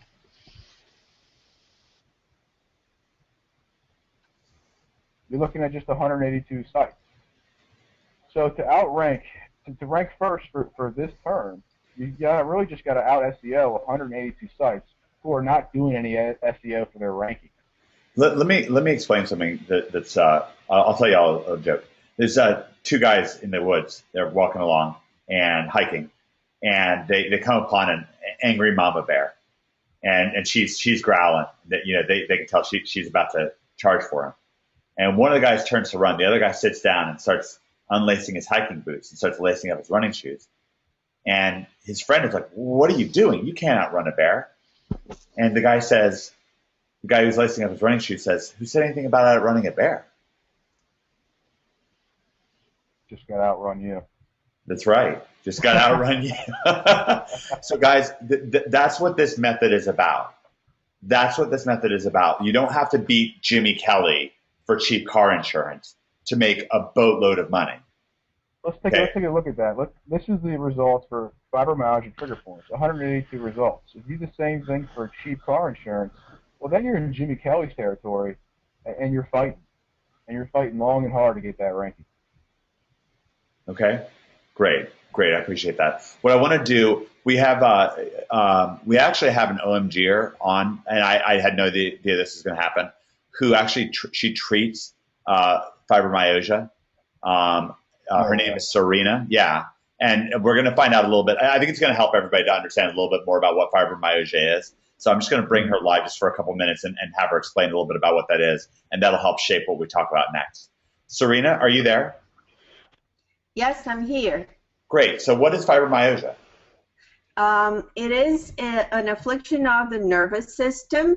Initially, doctors thought it's to do with the immune system, but it's not. The nerve fibers are super sensitized, and they feel pain like 10 times more than a regular person. That's why you see those ads on TV lately about Lyrica, and which is the only pharmaceutical medication for it. Usually they prescribe antidepressants also, but they don't have something which actually works well. Does Lyrica work well?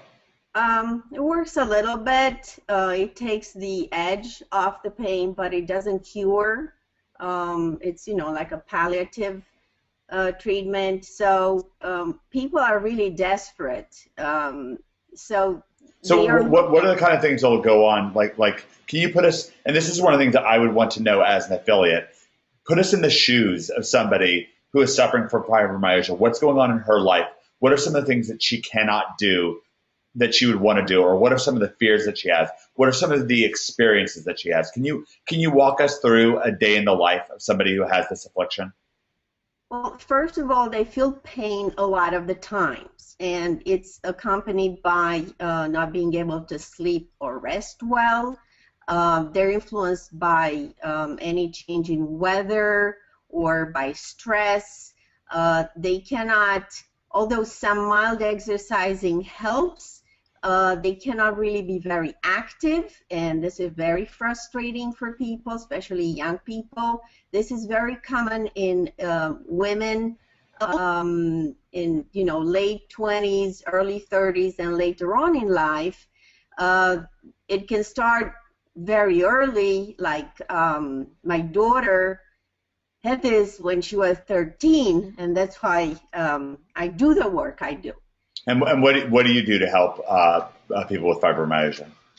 Well, I do laser therapy for pain and laser acupuncture also for that, and also very advanced specific massage therapy and other therapies, which, craniosacral and different other therapies. So they are always looking for a way to calm their pain and feel better and give them a little bit of respite.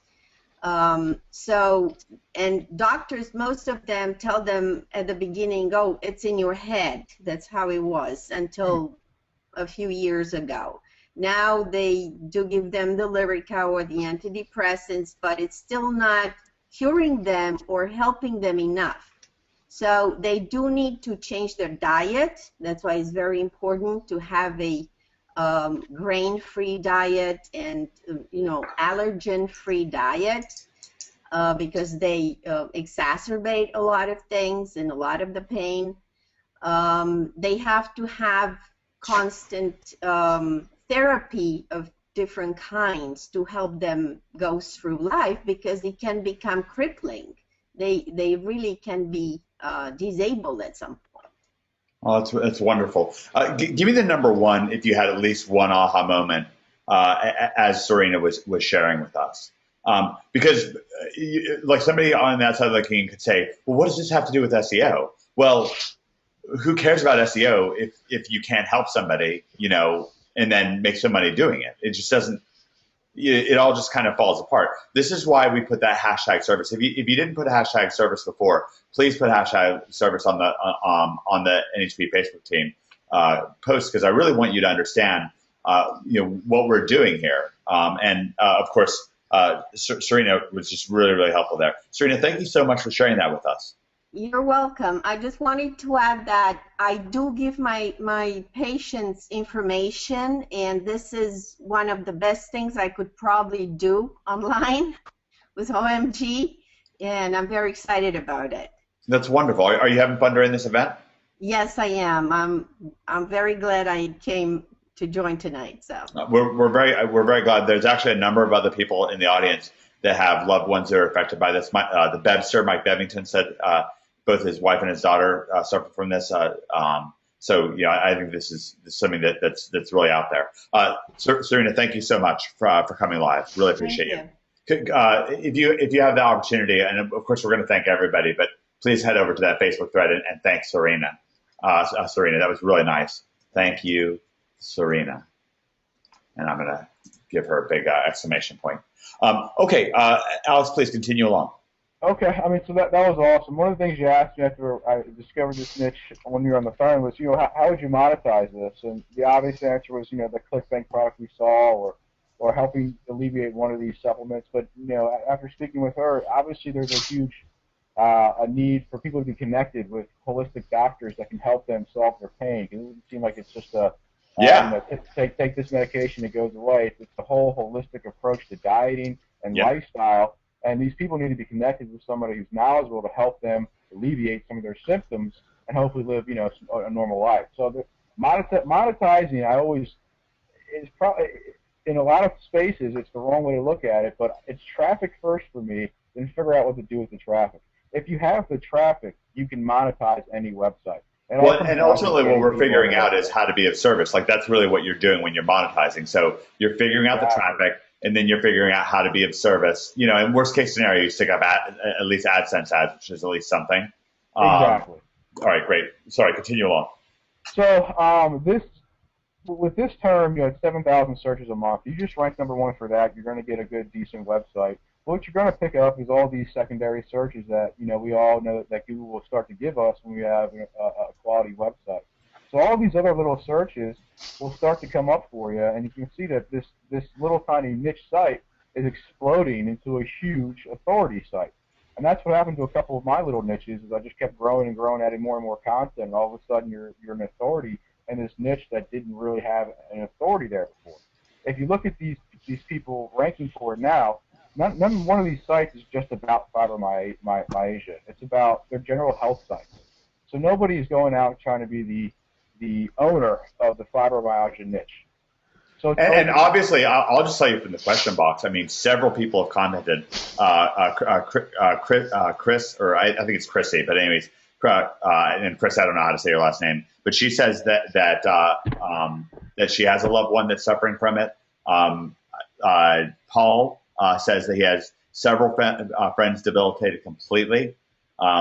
Mike Broadwell mentioned something about fibromyalgia. So I think that there are several people in the audience. Give me a #1 just for short term, really quickly. If you know somebody who's fibromyalgia, Paul is fibromyalgia. He's give me the #1 if you have somebody in your life who's affected by this. There's a shocking number of people who just gave me the #1. Stephen, Bradley, Heidi, Mike, Viv, Fran, Lorena, Michael, Christina, Victoria, Ira, Monica, Paul, Amber, Barbara, Chris, Gary, Bob, Mike, Sergeyev, and Tracy all have loved ones affected by this condition, and yet there's nobody SEOing for it. What does that tell you? People aren't, like, it's an open market, and the information out there, I mean, Jimmy, if somebody's not SEOing for it, then the information that's out there about it is almost completely random. Is that correct? Yeah, I mean, you can really take advantage of this and come in and be the expert for this niche. Yeah. So, and there's, again, like, this is the first thing that Alex and I stumbled upon. You know, we just sat down for an hour to prepare for this event, and boom, you know, this shot right to the top. So there's, I mean, you find niches like this all the time, Alex. Yeah, absolutely. All right, great. It's all about just finding a niche where there's no competition, and you can see this one's wide open. And look, there's a reason why I'm harping about this service thing. No competition means people need help and are not getting that help. They're coming to Google and they're getting random answers, and it sucks. They get general articles. Exactly. Right. Like, who can, like you know, would you rather have had a general article or what Serena had to share? Give me #1 if it makes sense that you'd rather have Serena explain things for you and walk you through things. Yeah, it's just completely different. Jim Ussinger says, many of my supplements clients have this major problem. Yeah, exactly. This is something that people are really running into. And, you know, we can go into how you monetize this. There's a number of ways that you could do it. A great start would at least be an ebook written by somebody like Serena. Exactly. You know, that would be a good jumping off point, especially if that ebook did a great job of explaining people, you know, the many holistic angles that you could take, the downside of some of the drugs. One of the biggest things is, you know, do you have it or not is going to be one of the biggest questions that's out there. What are the side effects if you take antidepressants? And this is really going to, like, again, by drilling down into this niche, by squeezing into this, by watching over, like, give me a hashtag acceleration right there on the Facebook group if you're really getting what this is all about. If you're really getting what these acceleration webinars are about, maybe in a different way, even if you've been on one before, give me, and I'll go in on the Facebook thread and I'll post it myself. Give me a hashtag acceleration if you really, or maybe hashtag accelerate. If you really get, like, what's going on and how this really helps. And again, this also matters when it comes to your client consulting, because if you're doing client consulting, and I see Cotton Grammer's live, so maybe we'll get a chance to talk to Cotton just for a couple of minutes at the end, because Cotton really gets inside of the businesses that he's helping, the people who he's helping really inside of their minds and what's going on and what's important to them. All right. Anyways, Alex, please continue ahead. Okay, so where were we? Very low natural search results, almost nothing in title. You got to beat out 180 websites that are not doing SEO for it. It's almost a lie down and die niche. That may have been the wrong thing to say with this. I apologize. There's no competition. So I mean, Jimmy Kelly could probably rank this in 2 days. An okay SEO with a 5 or 6 domain PBN can be there in 30 days. You can make a Weebly and spam it in 20 days. So they're very easy to rank. These are the type of keywords that I only go after, and I see new people coming into IM all the time who are going after things that are just so tough and wondering why they're not having any success. And seeing that has really made me realize that the keyword research and the keywords I've gone after are the only reason I've had any success. So I'm not an expert SEO. I lay down PBN links. It's just the keywords I'm going after are so easy, it's hard to not have success. All right, so a little bit more about the monetization. I got one last quick slide of how I normally set up these sites. And this one seems to be even bigger than this. But how I normally set up my affiliate sites is something like this. And this is not a silo that I'm trying to portray here. It's just how I link my article. So I'll have an informative article, and I'll have a link to a sales page, and I'll just copy that process several times. Most of my websites have like 5 to 8 articles, and all these articles read and lead down to a link to a sales page. And on that one sales page is where I sell a product. So that's the keyword research I've done. That's how I've built my affiliate income up to almost $40,000. Hopefully, in the next 6 months, across the $60,000 a month range. You guys have any questions? I'll be back. How many people would like? Alex to sit down and make a focus module, really going detailed step by step into how he does this, and maybe help you guide you to some CPA offers that you can promote and have success with it. Oh, okay. Nobody wants it. All right, guys. That's fine. If you don't want it, that's cool. No, that's cool. That's fine. No, not one single one. Not one single person wants it. Okay, that's cool. 3.2 million people said, they're like, Mike, I'm saying yes. No, we know. All right, well, great. Well, Alex, do you think that might be something that you might be interested in developing? I mean, that's something that would, that you could you take your valuable time, because I know you've been thinking about putting together a CPA network. So maybe that's something that you could, have some training and open up your network to members of Project X and Project Juggernaut. Yeah, absolutely. I've really been contemplating doing that. It's weird when you get to the income level of 30, 40,000 a month. It's like, okay, what's next? How do I make that 80,000 a month? And one of the things you do to get those levels by helping other people out and showing them the way. Almost like by being of service or something. Exactly. All right, great. So I've been putting together a lot of little videos. I'm thinking about putting together something for you guys as well.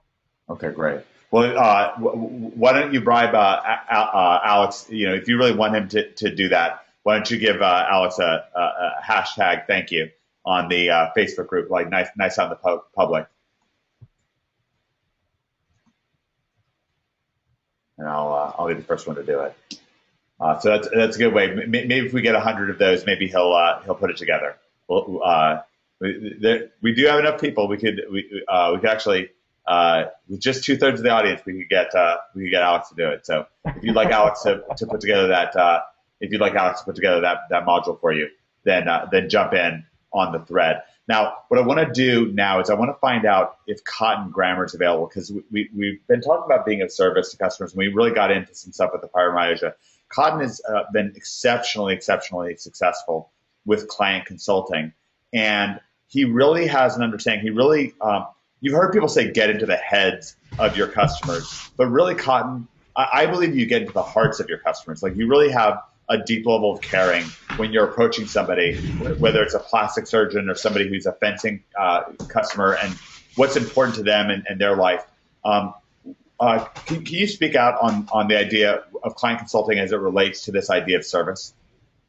Absolutely. But first, I want to say what an amazing presentation that Alex just put together. I had you actually know each other, right? Didn't you guys just meet? Yes.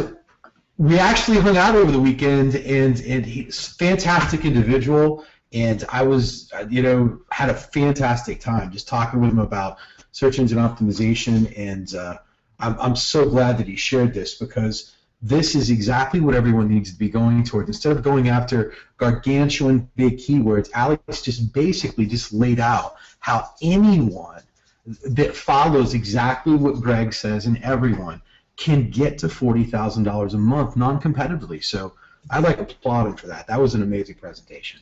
I agree. I really thought that was exceptional. And by the way, little shameless David Mills plug. David saw Alex's earnings report, and he was like, "Hey, Mike, do you think that you could get a keyword research module out of Alex?" Which really might seem kind of extraordinary. But then, Alex, when I told you that, you were like, "Actually, that's my specialty, and I really want to speak out on that." So it's just, David Mills is a little bit of a psychic. Mm-hmm.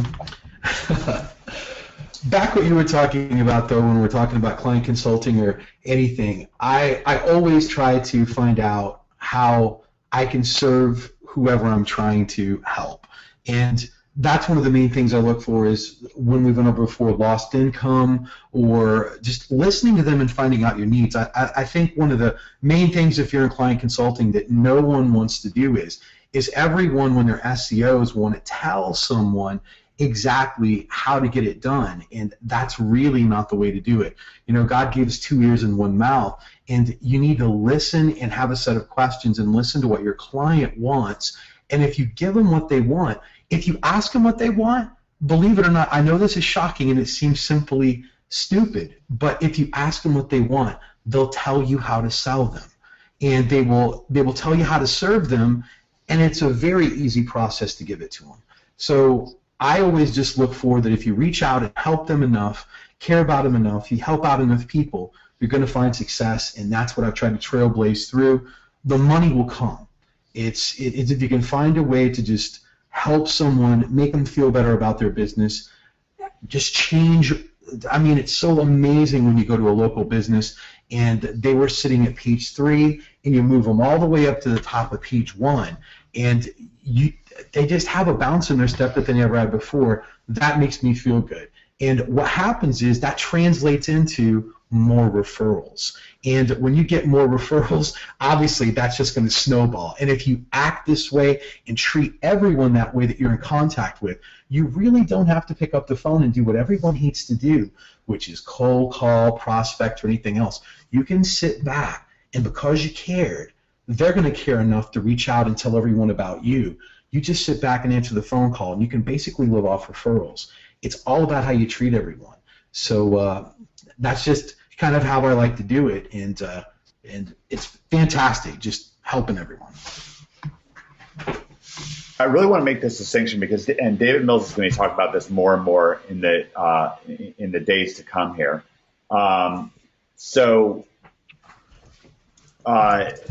Really, there are things out there, like you'll hear people say provide value, but again, what does that mean? I mean, it's just kind of a weird, bland, generic phrase. Let's distinguish something. There are things out there that are a commodity, Cotton. You and I were talking about this. I think it was either earlier today or last night. There are things that are commodity, and things that are commodities are just, not that big of a deal. So like a job that's a low-skill job is kind of a commodity. Being a cashier at a McDonald's, it's kind of a commoditized job. It's something that eventually will probably be just completely replaced by a computer. Certain resources, not like just a regular glass that's not anything special to it, that's not some sort of a special brand or whatever, is just a commodity. It's not very important. But a service is something different. So someone who is a handyman and a successful handyman really will basically always be able to get a job. They're not really threatened by Lowe's coming in or something like that. They provide a service, something that people need, and it's a relatively specialized kind of thing, and that really helps them have success. One of the reasons why I actually really love marketing for ServPros, because they're basically a professional handyman service. Now, what you become when you're doing SEO client consulting, Cotton, is you're providing the service of SEO, and SEO is such a valuable thing. Like, you're providing the service of getting people leads and customers. Exactly. Right. Cool. And all you have to do is just simply ask them what their needs are and meet them. I mean, it's that simple. If you sit down and ask a few questions, and it's what I normally do, it's like, what's your goals? What are you trying to accomplish? If you see me complete my work on your website 6 months from now, what would that look like? They're going to tell you exactly the expectations, exactly what they want from it. Then all you have to do is just give them that, and you're going to make them happy. So a lot of people really look at, client consulting and sales as being very complex. If you break it down to its simplicity, it's just giving the customer what they want. And there's a lot of people that sometimes it's not about the money. I have clients that just want to rank there because they have advertising dollars to spend and they don't know where to spend it. And they just figured that it's going to be a good investment. And they're very competitive keywords. One of them's $5,000. And they absolutely know that there's no traffic there. They know it's competitive. But I asked them what they wanted. And when you start asking people what they want, they'll tell you, and then you can meet their needs. I have a client who has just recently started running billboards, and they wanted to target the craziest things. But it's important to them because they put like curiosity teasers like "What is Bolero?" up on a billboard, and they need us to rank for that kind of stuff. And so, again, if you don't find out what they want and what they want to get out of it, then you're really missing out. And it also goes deeper. I mean, it's not even necessarily what they want is more customers. Maybe they want to buy a boat. Maybe they want to take one more vacation a year with their wife. Or maybe they want their wife to be able to quit her job. Figure out what that is and give it to them. Exactly. Great. That is absolutely correct. Well, I try to keep these events about an hour and a half. It never happens. We're already over 2 hours, but that was such a great way to wrap things up. I'd love everybody to jump in on the Facebook group and thank all of our special guests that we had here tonight, and really keep that message of service in your heart, because that's something that David Mills is going to be talking more and more about. It's so powerful. So I want to thank Brad Mabry for coming on. I want to thank Alex Gould for coming on. I want to thank, of course, Jimmy. I want to thank Jimmy Kelly for coming live. You bet, Mike. I want to thank Cotton Grammar for coming live, and we also had Wilson Tang online from Malaysia, and his microphone didn't seem to be working correctly, but he was really trying. He just came out to talk about he was having extraordinary success, and so I want to thank all those people, and I want to thank our special guest, Serena. Let's see if I can get this down correctly. Get my comment up. There's like this spam of wonderful comments here, which is great. It makes it hard for me to get my my comment in here. Serena. Huh.